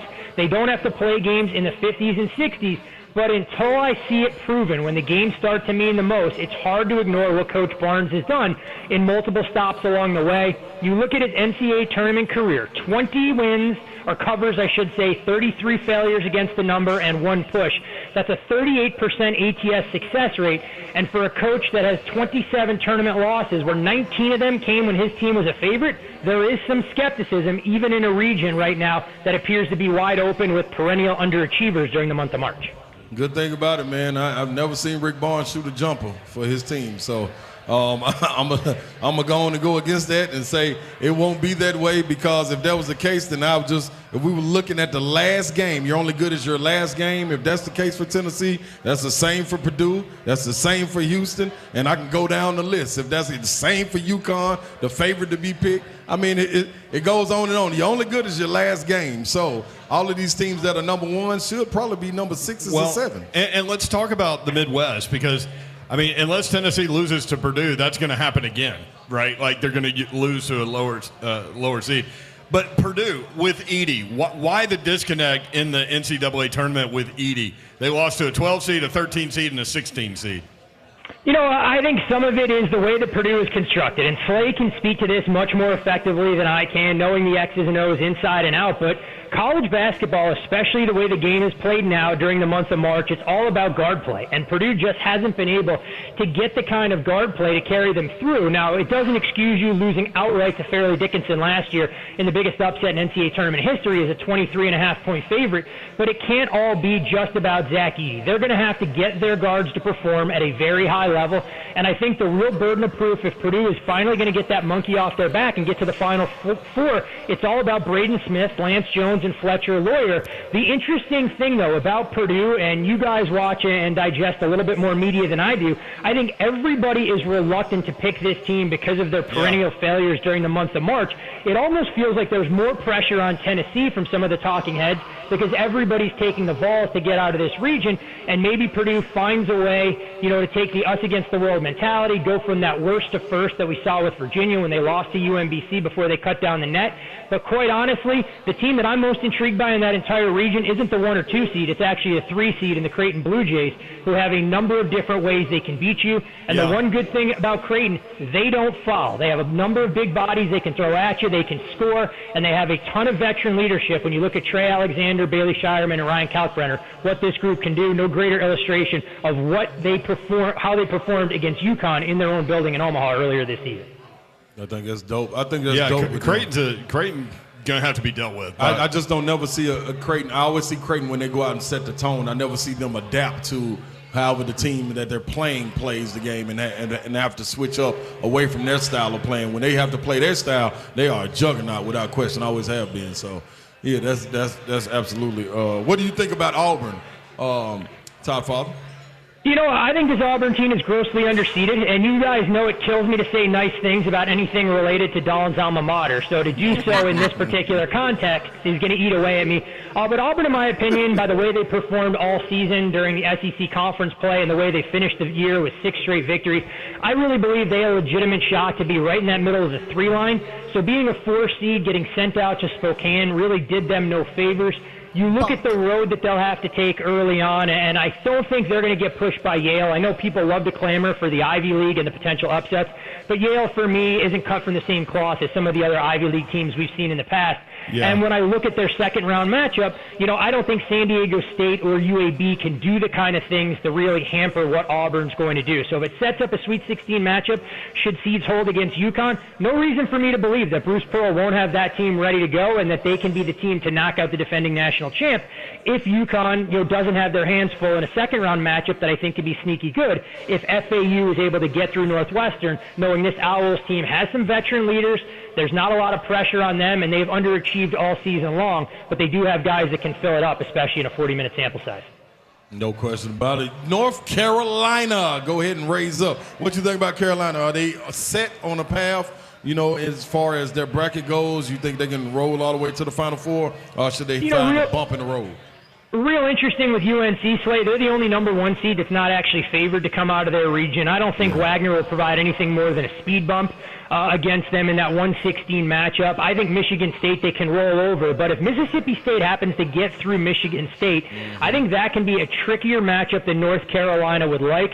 I know Carolina has a ton of veteran leadership. You look at these guys, it feels like Armando Bacot's been in college since you were playing basketball, Slay. So this is a group that's been there around the block. Hubert Davis deserves a ton of credit, and I think one thing about this North Carolina team that gets overlooked because they've been so synonymous with pushing pace and tempo is that from an efficiency standpoint, they're a top 10 team in the country. But I do have some concerns about the ACC in general, so I'm not buying into North Carolina just yet. At the same time, look, Arizona's ceiling as the 2 seed may be as high as any teams in the country, but I also think they have a lower floor. And when we look at Tommy Lloyd, 0-4 ATS as the head coach at Arizona, now I'm not saying Long Beach State knocks them off as a 20-point dog, but as the tournament gets deeper, this is a program that hasn't experienced a lot of success in March of late. 3-13-1 ATS, the last 17 tournament games, and just 0-6-1 in the first round. So Arizona's A game is good as anybody, but it would not shock me at all if this is the same Arizona team that lost outright at home to Washington State late in the regular season and laid an egg out here in Vegas as an 11.5-point favorite against Oregon in the Pac-12 semis. Todd, you mentioned don't think highly of the ACC right now. My other team is Duke here. So, how many people in America say that? My other team is Duke. I mean, Don, I don't think there's been a Duke team in recent memory that's had less fanfare going into the tournament, and maybe that's something that works out well for the Blue Devils in terms of what they're capable of doing. But what's interesting about this Duke team, and when you watch them, the one thing that sticks out to me is they lack toughness, and it's something that we've seen from Duke teams in the past. I don't think Vermont has the kind of pieces to really put a legitimate scare in Duke in the first-round matchup. But when you look at a second-round showdown, whether against the Wisconsin team who shot the ball exceptionally well en route to being the Big Ten Conference Tournament runner-up, or even a JMU team that wins 31 games this year, only one matchup coming into the tournament against teams from a Power 5 conference, I think it'll be interesting because JMU a lot more athletic than most 12 seeds that we have typically seen, and I think that would be a fascinating matchup. Not sure who would win that game, but Duke getting to the Sweet 16, in my opinion, should be the minimum of the expectations for them. And then if they were to run into Houston, forget about it. I think Houston would boss them around, and that would be a spot where it's a definition of a lay it or don't play it, where Houston controls both the offensive and defensive glass. I kind of like A&M against Houston if that one happens in the second round. This Aggies team is real interesting because Slay knows all too well. They have a couple of guys that can fill it up as well as anybody. But outside of that, if those guys aren't going well, it creates a real problem for A&M if Taylor and Radford aren't shooting the ball well. We saw a team that typically likes to slow it down, put some crooked numbers up in the SEC tournament with an 80-point performance against Ole Miss, hanging nearly 100 on Kentucky, and just running out of steam against Florida in the finals. What's interesting about A&M, though, is they shoot the ball so poorly from the floor. They don't shoot it well from beyond the arc. And in comes a Nebraska team that's going to get bullied on the glass, but Nebraska, one of the best perimeter teams that's there. The problem for the Huskers is they're a side that hasn't performed nearly as well away from Lincoln as they do in their own building. And honestly, guys, this is a matchup that I think is one of the more fascinating that we'll see in the first couple of games on Thursday and Friday, mainly because we have such a contrast in styles. And the one thing about A&M, they're going to have to get that monkey off their back. They haven't exactly played real well in the big dance over the last couple of iterations. When you look at A&M, blown out by a combined 44 points the last 2 times we've seen them in the tournament against Big Ten foes, if you combine the result against Michigan in 2018 and, of course, how things unfolded last year against Penn State. Is there a first-round upset or two that we should look at? I'm always reluctant to call them outright upsets when I go through. I'm looking at numbers more than anything else, and I know you guys will think this is blasphemous, but I'm probably a handful of people that won't fill out a bracket because I don't want to be beholden to some of the preconceived notions I have coming into the tournament. But one team that I do think could have their hands full if they're not disciplined would be Illinois, who draws Morehead State, who's actually been the winningest program over the last 4 years out of the state of Kentucky. So Kentucky Wildcat fans, cover your ears there. The thing about Morehead is they want to turn it into a rock fight. They're going to do everything they can to slow that game down and frustrate the Illini. And when you look at Illinois, they've been outstanding from an offensive efficiency standpoint. But since Terrence Shannon returned from his off-court incident, I mean, this team has not wanted to play a lick of defense. And suddenly you're going to have to play in a contest where Morehead may want to take 20 to 25 seconds off the shot clock, cherish every possession. The longer that Morehead can stay in the game, I think the tighter things get for the Illini. And that'd be a game I'm looking at where I think the underdog has more than a puncher's chance to pull off the outright upset, despite the OVC kind of underwhelming in the tournament in recent iterations. Man, how many games in this tournament do you think it'll be contrasting styles? Is that why it's so difficult to bet on? You think, Todd? You know, that's one of the things that, in my opinion, Slay, makes this tournament so great, because when you get into conference play, these teams know each other inside and out. They typically play each other twice, maybe even 3 times. Yeah. When you get into the NCAA tournament, we know the disparity for how a lot of these schools perform home and road and the reluctance of some of these power programs to go into these smaller gyms. So even when you look at some of the power conferences, getting those contrasts is what makes it great, because the team that can dictate pace and tempo often wins out. And when you go through and look at a number of these games, another one that stands out would be New Mexico and Clemson. I mean, Brad Brownell wants to turn this thing into a half-court affair. Little Patino wants to get out and run, and you always wonder if a team is too busy reading some of their press clippings with an improbable run to winning the Mountain West, despite having guard play. New Mexico gets through that first game against Clemson, which is extremely tricky. Look out, because this Lobos team can score with anybody, and they play with the us-against-the-world mentality, led by, former NBA star son in Jalen House. So it's a fun team to watch, but wouldn't shock me if Clemson's able to frustrate them in that opening round matchup. So who do you think wins the tournament, and where do you find value? For me, when I look at it, it's been so long since we've seen a repeat national champion. Have to go back to 2006, 2007 when Florida accomplished the feat, and the Gators are actually the last program to get to even a Final Four after cutting down the nets the year before. When we look at the defending national champ to get to the Sweet 16, it hasn't happened since Duke did it back in 2016. And while UConn checks every box, you're not stealing anything looking at UConn's price to win the national championship or even the region, knowing how difficult it appears, at least on paper. So for me, I've bit into this apple before and ended up with food poisoning a number of times. Somewhere along the way, Houston has to get over the hump, and maybe that loss, the way it happened in the Big 12 Conference Championship game, is exactly what the doctor ordered. It allowed the Cougars to get a little bit refocused, knowing that they were embarrassed to the tune of a 28-point debacle at the hands of Iowa State. And as always, this is a veteran-laden group that if shots fall, they're as dangerous as there is, with Jamal Sheed, L.J. Cryer, and some of the other guys they have there. So if I'm looking at numbers, I think Houston wins, but I wouldn't run to bet them at 5.5 to 1. I think Creighton's probably the best outright value, in my opinion, at 30 to 1, and that's all about a price, because I make the Jays about 18 in terms of fair odds. Man, that's great stuff, Todd. Really appreciate it, brother. I missed you, Todd, Father. I ain't been able to talk to you, man.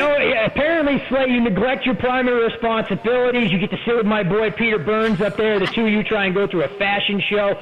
Every day you're on set for the SEC tournament. It's good to have you back. Keep Brent and Babs in line as best you can, and I can't wait to talk a little bit more tournament with you guys. And maybe most importantly, I know we haven't talked about it much, Preds playoff hockey, the way that they're playing right now, and putting together a ridiculous run, getting points now in 15 straight games, a franchise record there at Bridgestone. I've heard, so is it the first weekend or the second weekend that's like the most fun weekend to go to Vegas and go to the sports book? For the NCAA tournament, it all depends on what you're looking for. I mean, I think conference tournaments a little bit underrated because you get the component of live basketball. You have games from, sunrise to sunset. It's easier to get into some of the more upscale and nicer restaurants and that sort of thing. The first weekend of the NCAA tournament is like a glorified frat party. It is outstanding people watching. Your ratio of men to women is about 90% male, 10% female, just to keep that in mind as well. And things are a little bit more subdued in the Sweet 16 because the luxury it affords you to come out there then. The weather's typically better. You can lounge around, sleep in, sit by the pool. You get tip-off around 4 o'clock, and it's a much more relaxed pace than the frenetic environment that you'll get into Thursday, Friday, and Saturday, where everybody comes in with aspirations of landing their parslays, and they walk out of Harry Reid Airport early Sunday morning with about 12 cents to their name. Yeah, damn Howard last night. Hey, look, Brett, that's where you got to be watching the game, knowing the shooting regression was coming from the Seahawks, and jump right back in with Howard for the second half. It covered all the live numbers and actually had a chance to force overtime late in that contest. I love it. Thank you, Todd. Great stuff, man. On it. Yep, on it. Always a pleasure, guys. Enjoy the games this weekend. At Todd Fuhrman. All right, when we come back, we're going to play a little bit of audio from Will Wade, who is the McNeese State coach. They've got, who they got? Gonzaga coming up. And we hear he's in the mix for the Vanderbilt job. This is from December. We'll play that for you next. It's really interesting. He goes mushroom cloud on the NCAA next on 104.5 The Zone.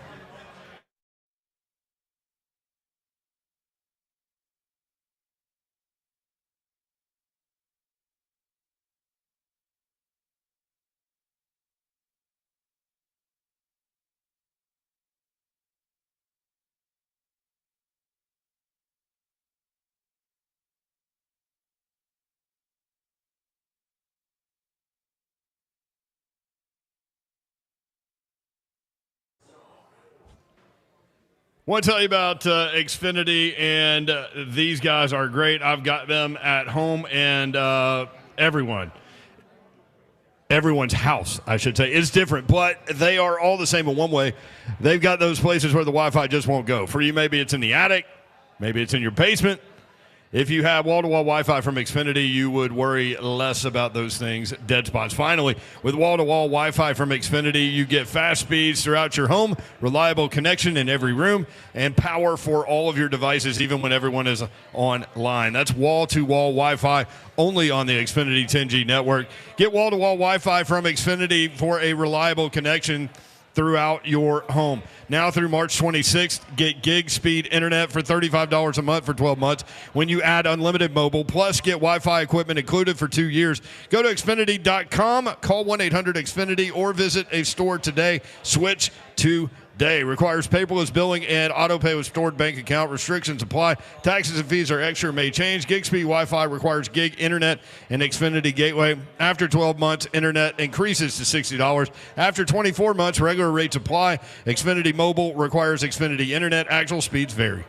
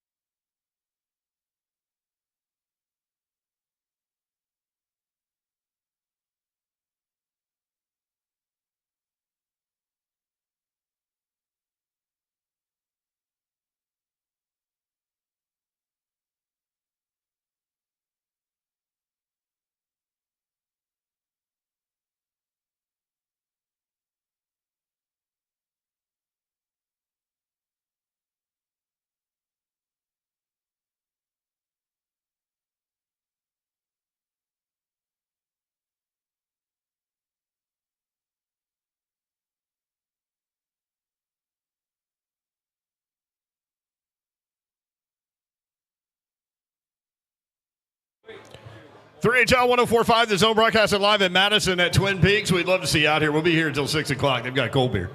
28.4 degrees right now. We're keeping track. We're monitoring the situation. This is the last day of the week for us on 104.5 The Zone. The NCAA Tournament games will be broadcast on 104.5 The Zone Thursday and Friday. So we'll be back at it on Monday to reevaluate the situation. At that point, we'll have the Sweet 16 ready. They probably miss us. Now I know why everybody's in a good mood. You think people will miss us? Move, yeah. I know they will. Nah. What are you doing over here? There's got a lot of little cords and there's all kinds of things going on over here. And she was filling out her bracket, too. Oh, okay. I did. I got 3 parslays. 3 parslays. Would you like to share? Now? Well, maybe we should do it at 5 because we need to play this. We need to play this Will Wade audio. Do it at 5. All right. So again, word around the campfire. That is how I'm phrasing this. Word around the campfire. Vanderbilt interviewing basketball coaches. I'm hearing Chris Mack, Will Wade, Kyle Smith from Washington State, and Drew Maddox did get an interview today. So Drew Maddox, obviously the surprise name there, and from what I understand, he will have an incredible staff. Will be able to get NIL dollars. And he knows what Memorial Magic is. Absolutely. Right, so I'm sure, he will sell the fact that, he'll put butts in seats. He lived it. He lived it. His whole family's lived it. Yep. So we'll see what happens there. But with Will Wade being involved, potentially, according to the campfire? Yeah.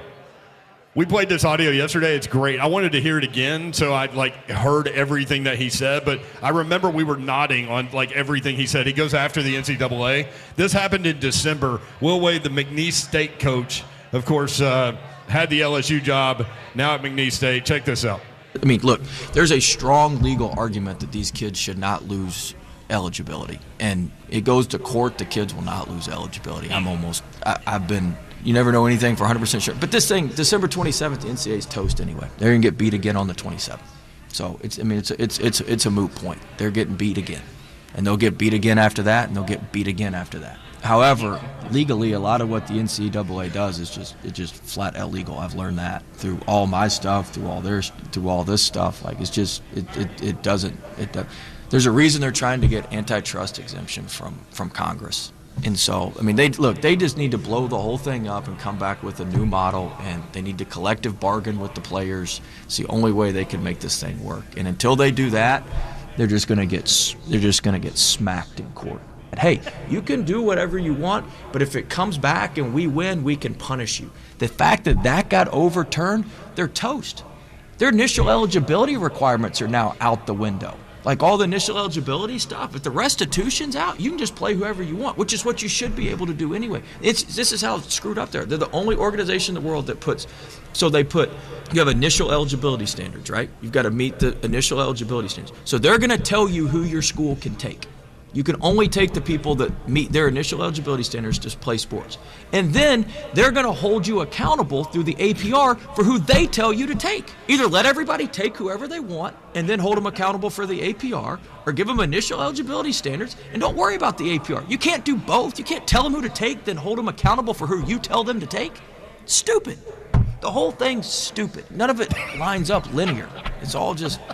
Think about that. They tell you who to take, then they hold you accountable for who they tell you who to take. What other job can do that? You can hire who you want to work on sound off, right? And then you're held accountable for who you hire. You don't get held accountable for what your boss tells you to hire. Your boss gets held accountable. It's stupid. The whole thing's stupid, and people are starting to figure that out. Yeah, y'all starting to figure it out. Stupid. The whole thing's stupid. And I felt like he was holding back. He wanted to use bigger words than stupid. Watch him win an NCAA tournament game and see if he holds back. Boy, he's going to use that podium. Y'all thought you had me. Here I am sitting right here. Would Will Wade take the Vanderbilt head coaching job? 100,000,000%. You say yes? Yes. Just to get back into big-time coaching? Primetime conference. With coming into it thinking that you get a blank slate to walk into it, and you have to get time. You know what I mean? NIL is a real thing. He knows how to navigate that. You got to be able to go get guys. Now, all the other stuff that comes with it outside of, I never knew what he was doing outside as far as the LSU community, but that's something with him being from here shouldn't be a problem for him to integrate himself into the Nashville community and use that. But I think you have to question, want to do that. Though. Yeah, that's my thing. Can you go get the guys and those guys be able to get academically qualified in Vanderbilt? Because he can go get the guys. It's no ifs, ands, or buts about it. And when you're talking about a staff, he can put a staff together. You know, his track record, he knows what to do. Yeah. So would Candace hire him? That I don't know. It's a good question. Now, the rumor is that he is in line for an interview. interview. He's in line, yeah. So if he's in line there, yeah. Which nothing's going to happen until after the tournament anyway. The man's won everywhere he's gone. He was just down the street in Chattanooga not too long ago winning there. You know what I mean? Right. So, and the crap that he's doing is now legal. Yeah. Basically. Yeah. Yeah, but that's not what would bother me about him as a head coach, though. It's the way he's handled personable, it. yeah. Personable. Right. And that's more than fair. Yes. All right, let's talk more about it when we come back. Will Wade potentially in the mix at Vanderbilt, along with Chris Mack, the Washington State coach Kyle Smith, and Drew Maddox, among others. 615-737-1045.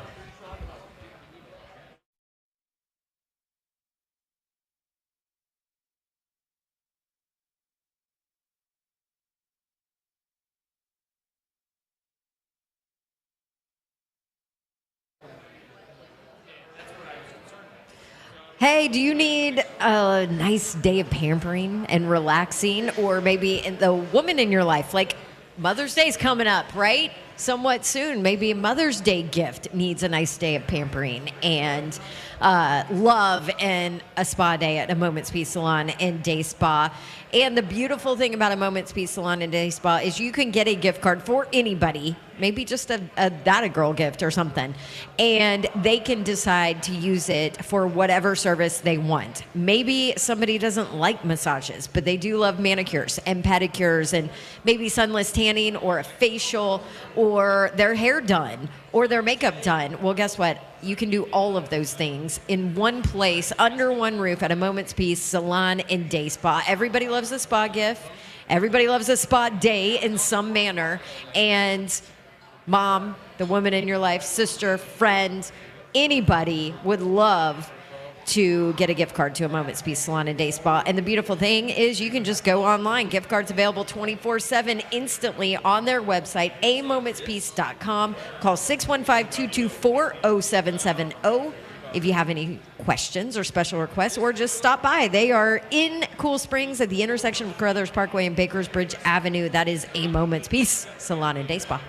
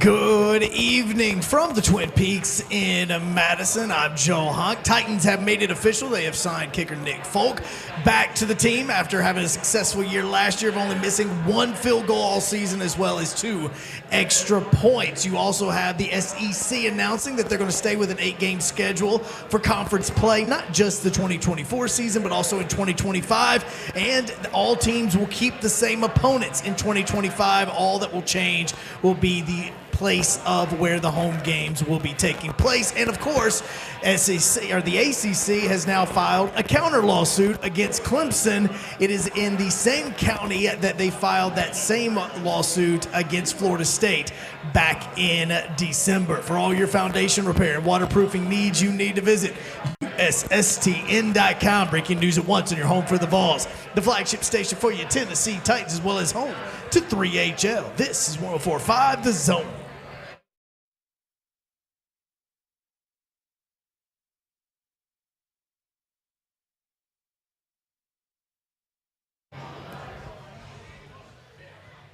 HL 104.5 The Zone Wednesday edition. Hope you're having a great day. What does Wednesday mean around here in these here parts at Twin Peaks in Madison? Hump day. Hump day. I really didn't mean to lead into it like that.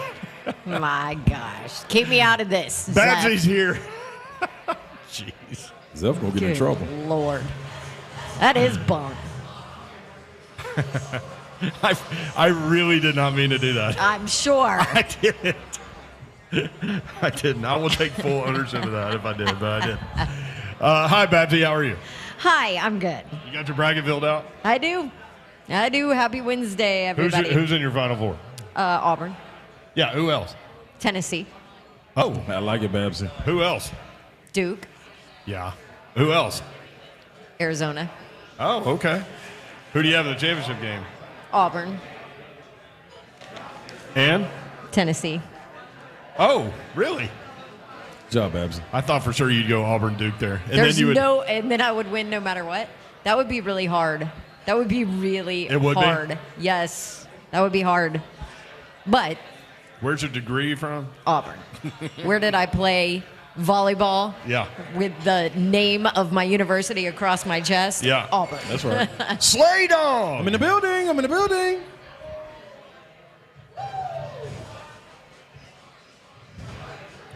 You can watch the show live, YouTube, Facebook Live, and Twitch. Twitch, please. Anything going on in the F&M Bank chat, Slay Dog? Yeah, a lot of what's going on. What about Reese and Laura? Laura called in the other day and said, first thing she said was, I'm sober. Yeah, because that usually ain't the case. We say congratulations. Reese put a lot of orange emojis in there. We got the usual suspects. Everybody having a good time here. Alonzo, Jim freaking Nance.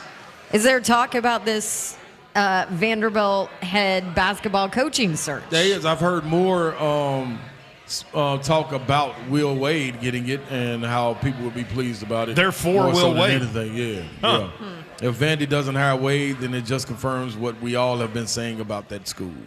Yeah, word That's around the quote. campfire, Chris Mack, Will Wade, Kyle Smith from Washington State, Drew Maddox listed, in the campfire anyway, among those getting interviews. So we'll see. So the Will Wade thing. Drew Maddox did get an interview today. The Will Wade thing. Yes. You said you would have some issues potentially. Yeah, and not with the violations or Right. all of that. More of maybe the aftermath of it for him and how he handled it, how he continued to handle it, how there was never any remorse for LSU Right. and the school, how there was never any apology to what he did to the program. Do you know what I mean? Yeah. Yeah. So I think that would I think that's fair. that would bother me more than, he cheated. A lot of, I'm not saying Yeah. everybody, but there are a lot of programs and all of that majority. that did cheat that now it's legal. So, it's a different conversation. But there was an article in The Athletic, too, about Will Wade and, kind of hit on his past and whatever. And basically, he leans in a little bit on it. Like, he's proud to not apologize. Yeah. He's proud to not have cooperated with any kind of investigation to help out a school or a program that he worked for. He's proud to basically, kind of just leave them in the lurch, and has never admitted any wrongdoing too. And he said, this was the quote in this article in The Athletic: "Look, here's the thing. People who don't like me or know us, I'm not going to change their mind. There was a time in my life when I cared what other people thought, and that's over. If you want to write a hit piece on me, you're free to do it. It won't bother me." And then asked about never admitting wrongdoing or apologizing for anything, he said, "Nope, I am who I am." So that would be my only concern with a university bringing him in to rebuild a program, to take over. Win over a fan base. Right, win over a fan base. He's going to be unapologetically him. Right. And sometimes that's a great thing. That's why I want him and to have the job. sometimes it's not. Yes. I'm here for the entertainment value, so if Will Wade gets that job, I'm all in. And there, it would be there. And I'm too close to Drew Maddox, so of course I would love for him to have the job. Yeah, I think to Bab's point, when speaking about what you're coming off of, I think the personable, being personable to the fans and being who you are, being unapologetic, in that, I think that's what Stackhouse was too.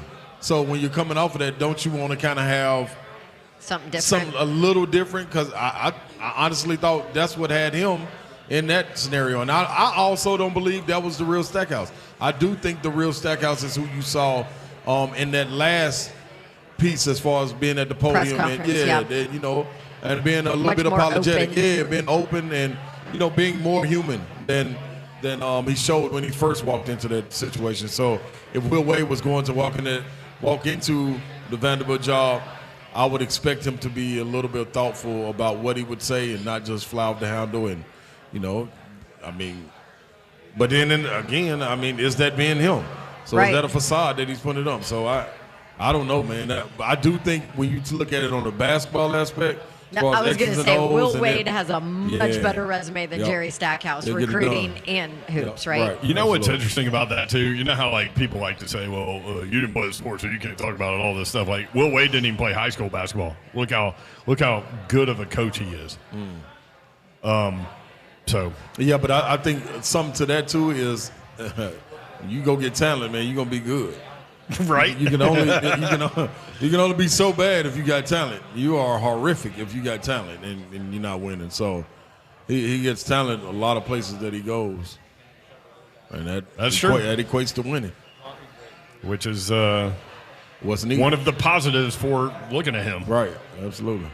615-737-1045 if you want in, at 3HL1045 on X. So there's a movement apparently in the NFL. They're talking about taking out the swivel hip drop tackle. Yeah.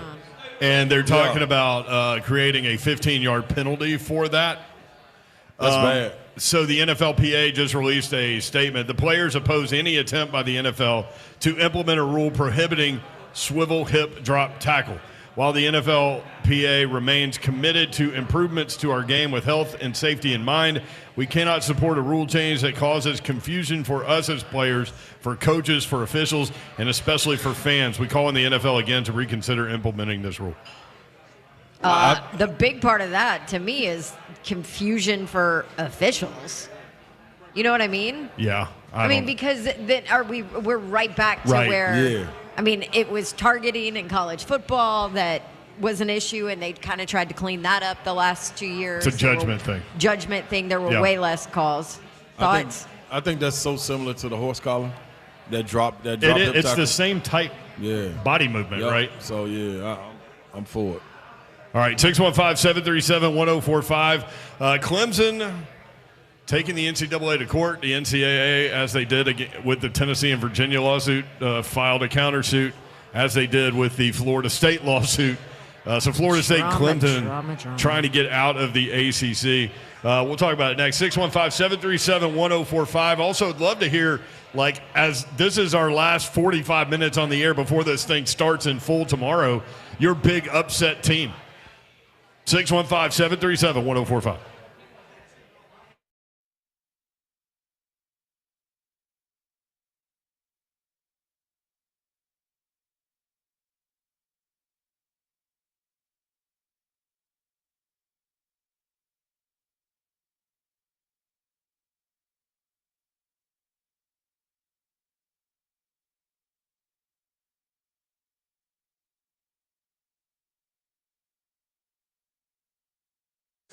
Fellas, if you've been feeling a little tired, a little grumpy, you've noticed lack of motivation and drive, and the weight gain and loss of muscle mass. These could all be signs of low testosterone levels. At Low T Center, they make it easy for you. All you got to do is go hit them up, ride on over there to Low T Center. It's only $25 to get your T levels tested with the results back in about 25 minutes. Make your health and quality of life a priority. Go to lowtcenter.com to book your appointment today. That's lowtcenter.com. Low T Center, reinventing men's healthcare.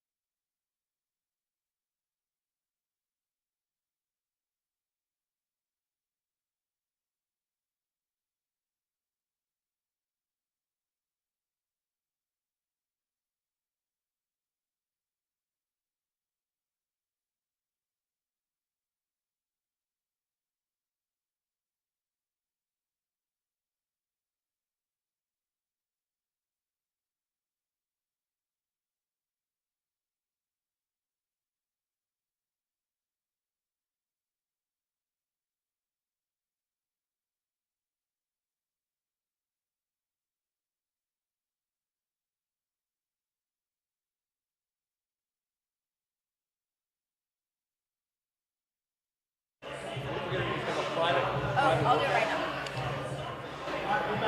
We are back and you guys are on. Making magic.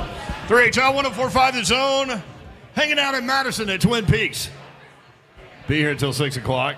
NCAA Tournament games on the Zone tomorrow and Friday, so we will be back on Monday.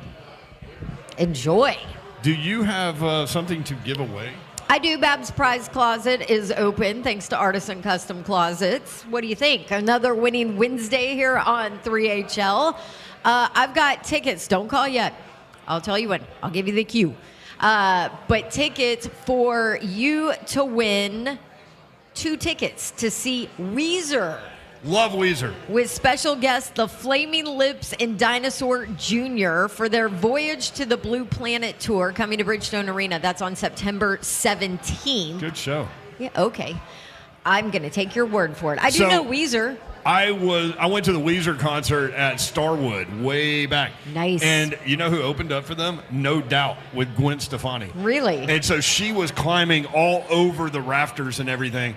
And like the energy level on that chick, just unbelievable. Well, I can imagine. And so like, I can't remember if No Doubt finished or in the middle of their set, huge thunderstorm, they ended up canceling the rest of the show. Oh. So I never saw Weezer.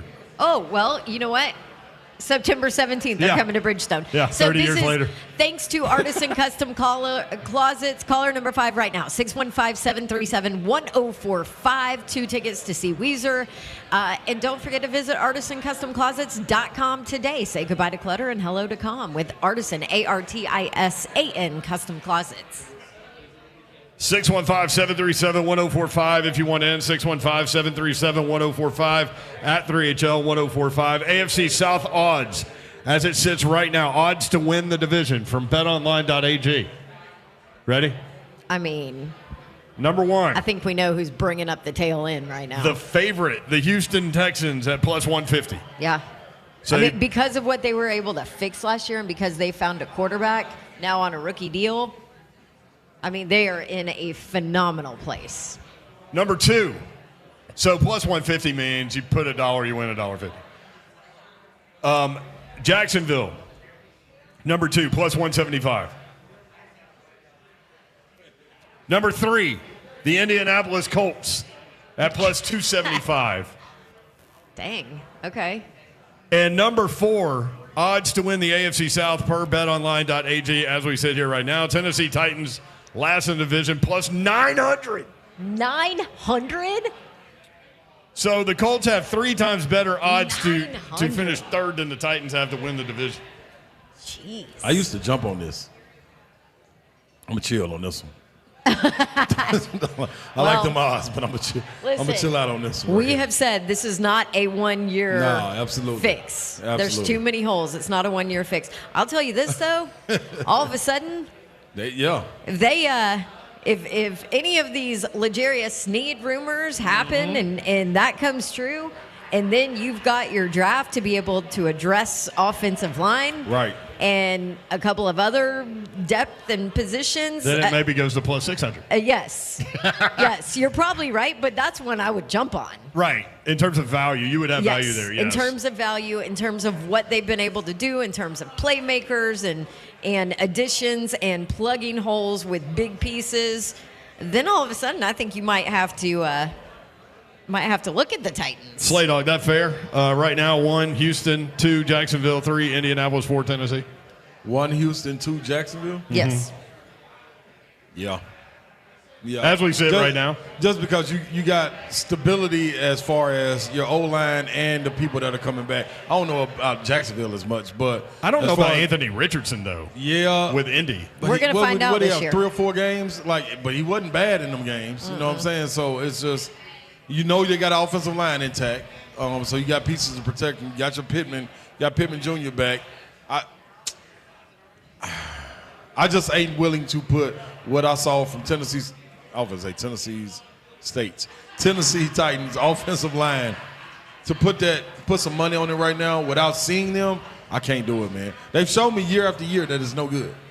So I got to see pieces, and that free agency looks good. The draft, I hope it looks good. Going into spring training, I hope I feel different. I will say Last year, I didn't think it would be that bad, and it was horrific.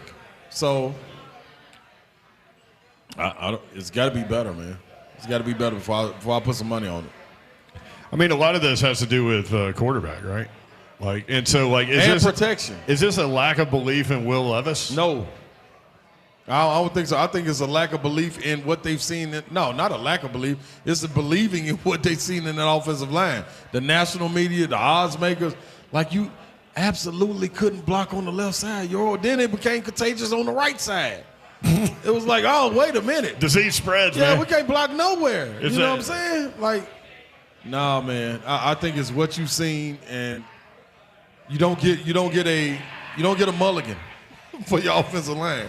They got to come and play every single week. They didn't. Some NCAA tournament odds also from betonline.ag. I found a couple of props that I wanted to run by y'all. Uh-oh. How many number 1 seeds will reach the Final Four, over under? The number is 1.5. How many 1 seeds will reach the Final Four? The over under is 1.5. That's what I got. So one seed or 2. 2, you go over, you win. The only one I'm scratching my head about not having in the Final Four is Houston.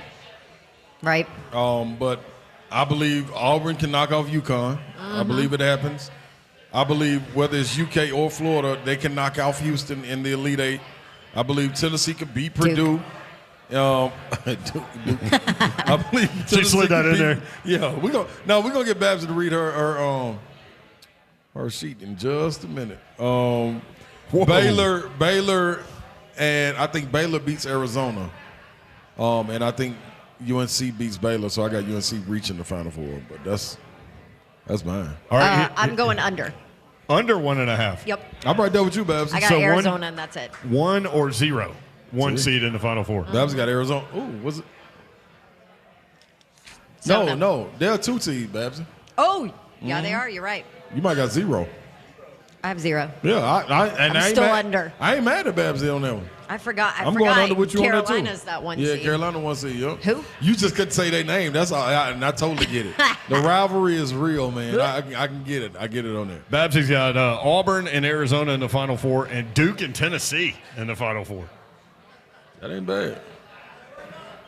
Duke is probably pushing it a little bit. That is kind of. They're not great.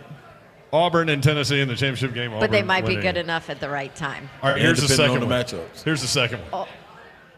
Sorry, I was just going to relive the I still love Leitner moment because it came across my Twitter timeline. And she sent it to us. Yes. Yep. The greatest shot ever.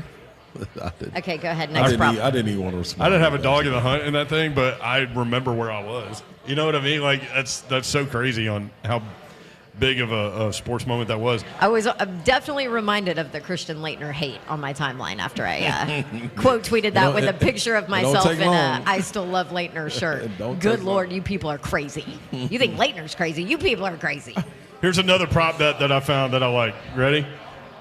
The height of the tournament MOP over under 6'6". Oh. What would you go with, Mayor? Probably.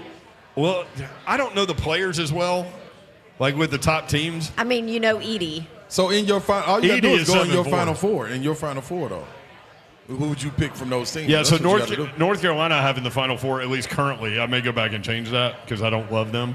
But their MOP would be smaller than 6'6". Yeah, I think of R.J. Davis.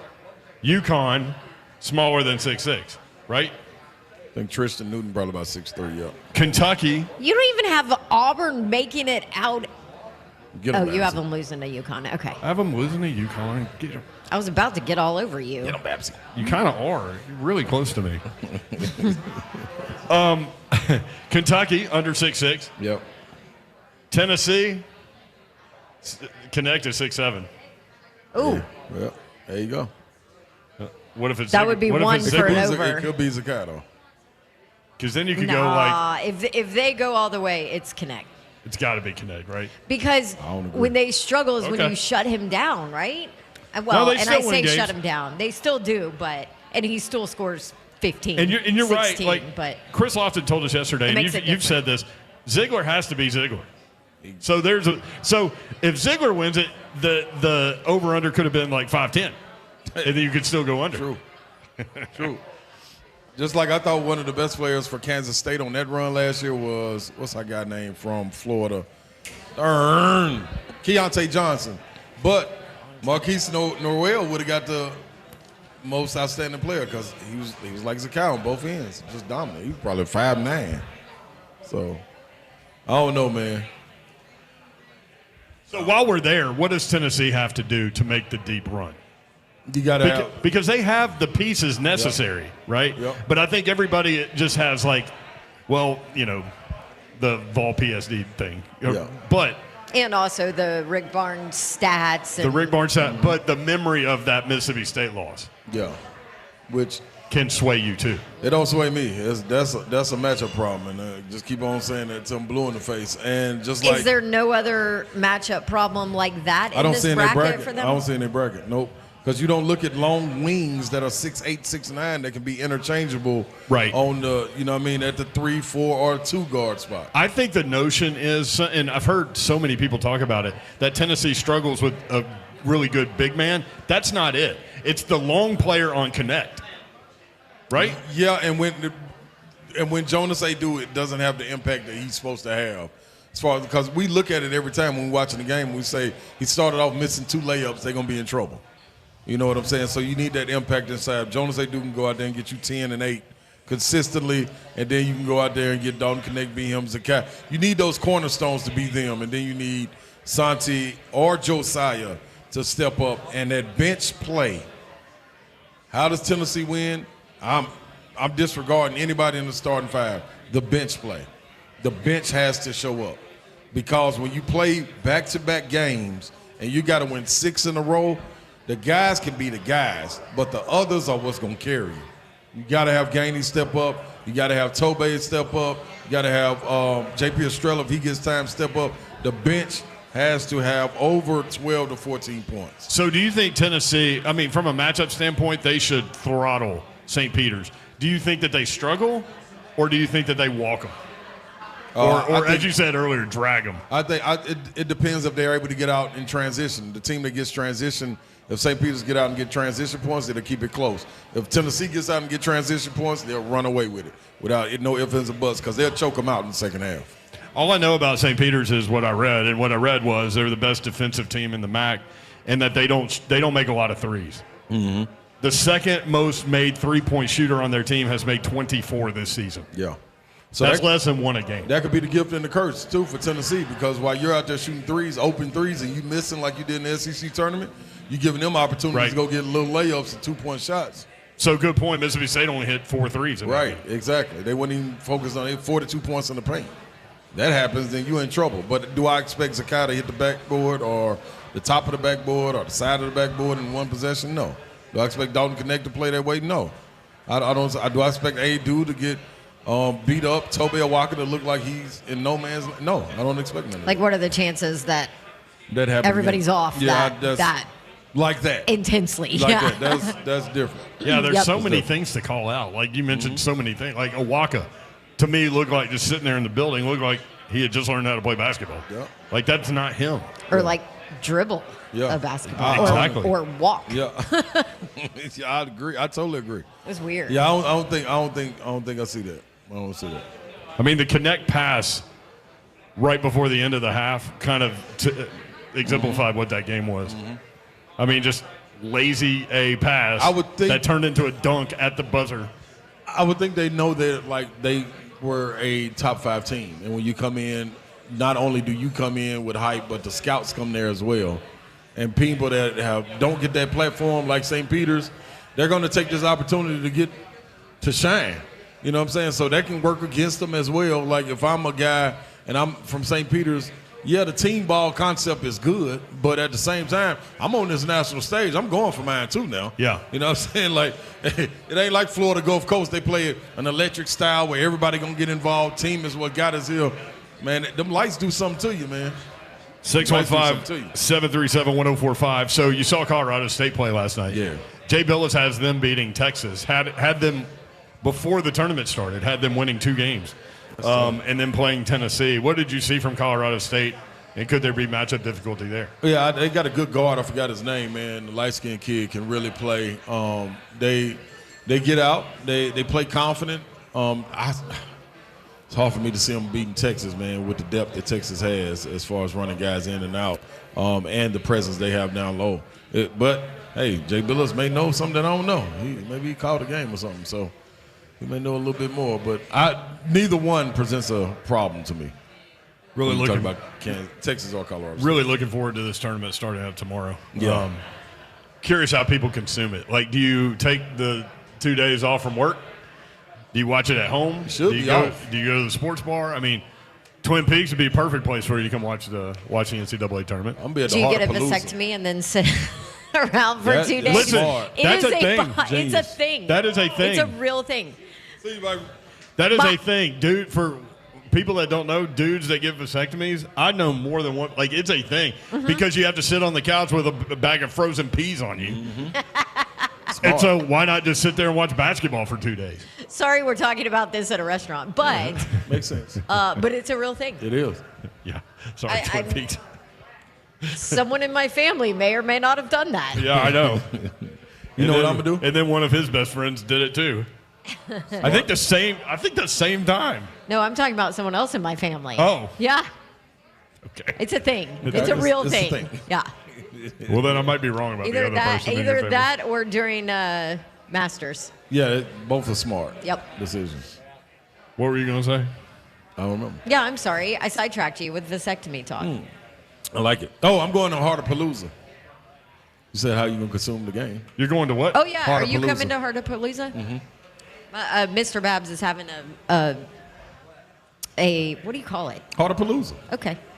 It's Harder Yeah, Palooza. I'm His telling name you. is Harder. That's his last name. We Yes. call him that, I call him that as well. which is funny. That's what he Yeah. is in your phone. Yep. Yeah, it makes I sense. added husband, though. Yeah, Harder husband. So I have him in my phone as Harder husband. Yeah, he's doing a work thing where he's going to have people Come on somewhere. over. I'm part of the work. You want to just tell everybody where to go? No. That might be frowned upon. You think he'd earn some there business? There is free booze and food, so that probably is okay. probably not a It's great welcoming. idea to invite the world. Right. 615-737-1045. When we come back, a very weird story revolving around Dodgers star Shohei Ohtani. By the way, And parsley. yes, and the parsley. Yes, I'm glad you reminded me. Happy opening day in baseball to all baseball fans out there. Hunk nodding his head, yes. They started this morning at 5:30 a.m. Central in South Korea. Oh, I was about to say, what? And the Padres lost because the first baseman's glove blew. That was unbelievable. The ball went right through the webbing of his glove into right field. Really? Oh, there it is. Wow. I mean, As we said it came up on the televisions. it was like Bill Buckner, except different. By the way, Ohtani, Wow. I mean, straight through it. Oh. Who manufactured that glove? They're in deep, you know what? Wow. According to the reports, it may have been Shohei Ohtani's interpreter. that's the weird story that's coming up next when we come back. By the way, Ohtani had 2 hits today, so he's on track to hit 400. We'll be right back. 3HL 1045 The Zone.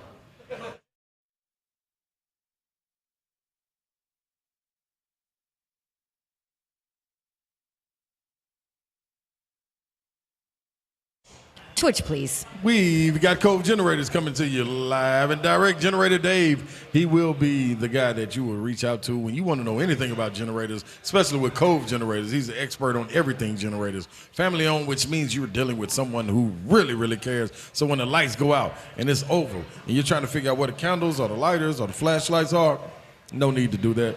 When your power goes off the grid, boom. Your home is protected with Cove Generators. And yes, they will present to you a generator that is quiet too, Babs, and not that clunky thing that used to be on the side of people's houses. Yeah, that's like old school. Generac home standby generators are seamlessly integrated into your home, and they are quiet. And Cove Generators, your technician who comes and makes sure you have the right size generator and all that, they are with you for the entire time you own it, which means they're a lifetime partner for you, and they make sure that everything is working so that when you need power, you have power. Contact them today, 931-559-3311. Get an estimate on your Generac home standby generator from Cove Generators. Just go visit them online at covegenerators.com. And stay connected through it all.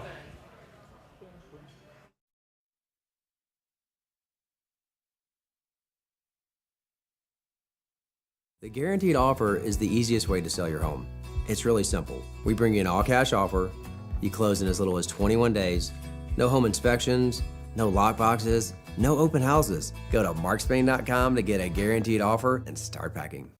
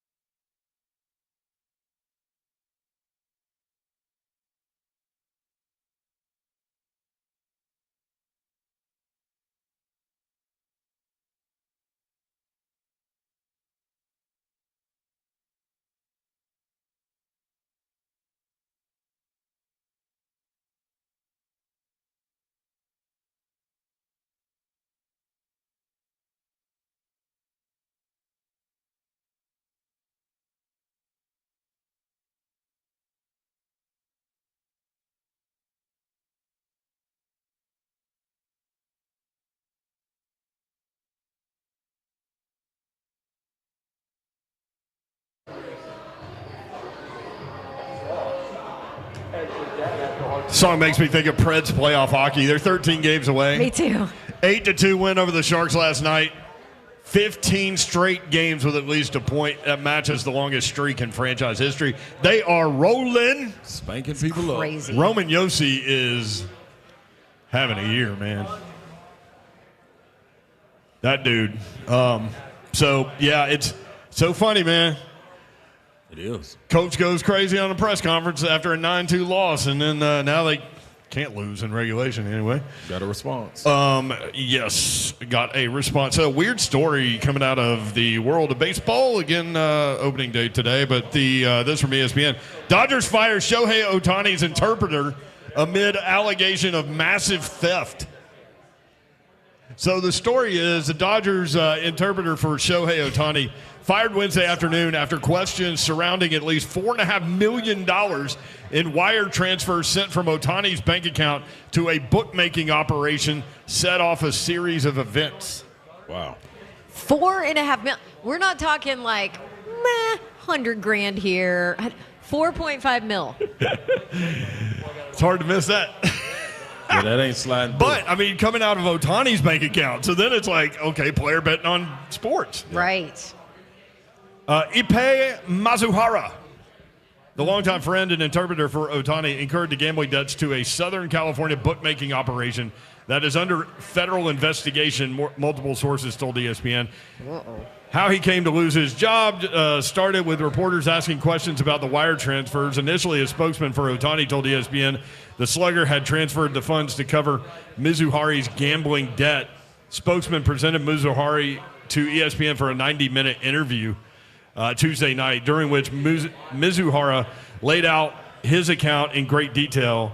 However, as ESPN prepared to publish the story Wednesday, the spokesman disavowed Mizuhari's account and said Ohtani's lawyers would issue a statement, which read, "In the course of responding to recent media inquiries, we discovered that Shohei had been the victim of a massive theft, and we are turning the matter over to the authorities." The authorities. They should handle it. So, weird story there. Do you think really massive theft, or do you think he's slipped betting up behind the You think scenes? Ohtani's betting on sports? And this really guy's taking don't the think fall? so. And this guy's taking the fall? It could be. I mean, it's a possibility. There have been weirder things have happened.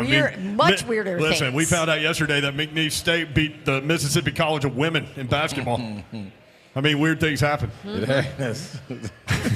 Hey, their out-of-conference schedule certainly affected your thoughts on them in the I'm staying big strong. dance, right? I'm staying strong. I roll with them too. Nah. I'm rolling with bad him to the idea. Sweet 16 against Purdue. I want Will Wade to have all of the cameras on him. All of them. Oh, I think it would be entertaining, no doubt. That's what I'm here for. Entertainment. By the way, I don't know if y'all saw, we've talked a lot about it. Long Beach State head basketball coach Dan Monson, who was at Gonzaga, was the first one to kind of get them rolling. Like Mark Few was on his bench, right? Had them in the Elite Eight. Where did he go? He took a big job and took the payday. I forget where he went. Can't remember where he went. Was it Iowa State or something? I don't know. Anyway, so Monson and Long Beach State agreed to part ways before the conference tournament, and then Long Beach State won the conference tournament. So the players like, okay, y'all going to get rid of our guy? Watch this. Still dancing. And now they're playing the NCAA tournament, and he said this in his pre-tournament press conference. I don't have to answer anything I don't want to because I'm working for free today. You guys see the Seinfeld when George Costanza was trying to get fired and couldn't lose his job and still going to work every day, and that's me. Is it an opening statement? Was that it? What do we got going? Yeah, well, I think you nailed it, Coach. Wow. I don't have to answer anything I don't want to because I'm working for free today. Hey, man, don't How get funny better than is that. Costanza, he was doing everything he could to get fired. Oh, man. By the way, it was Minnesota where he went. Yeah. Minnesota. Yeah, Kirby said he even wore Babe Ruth's uniform.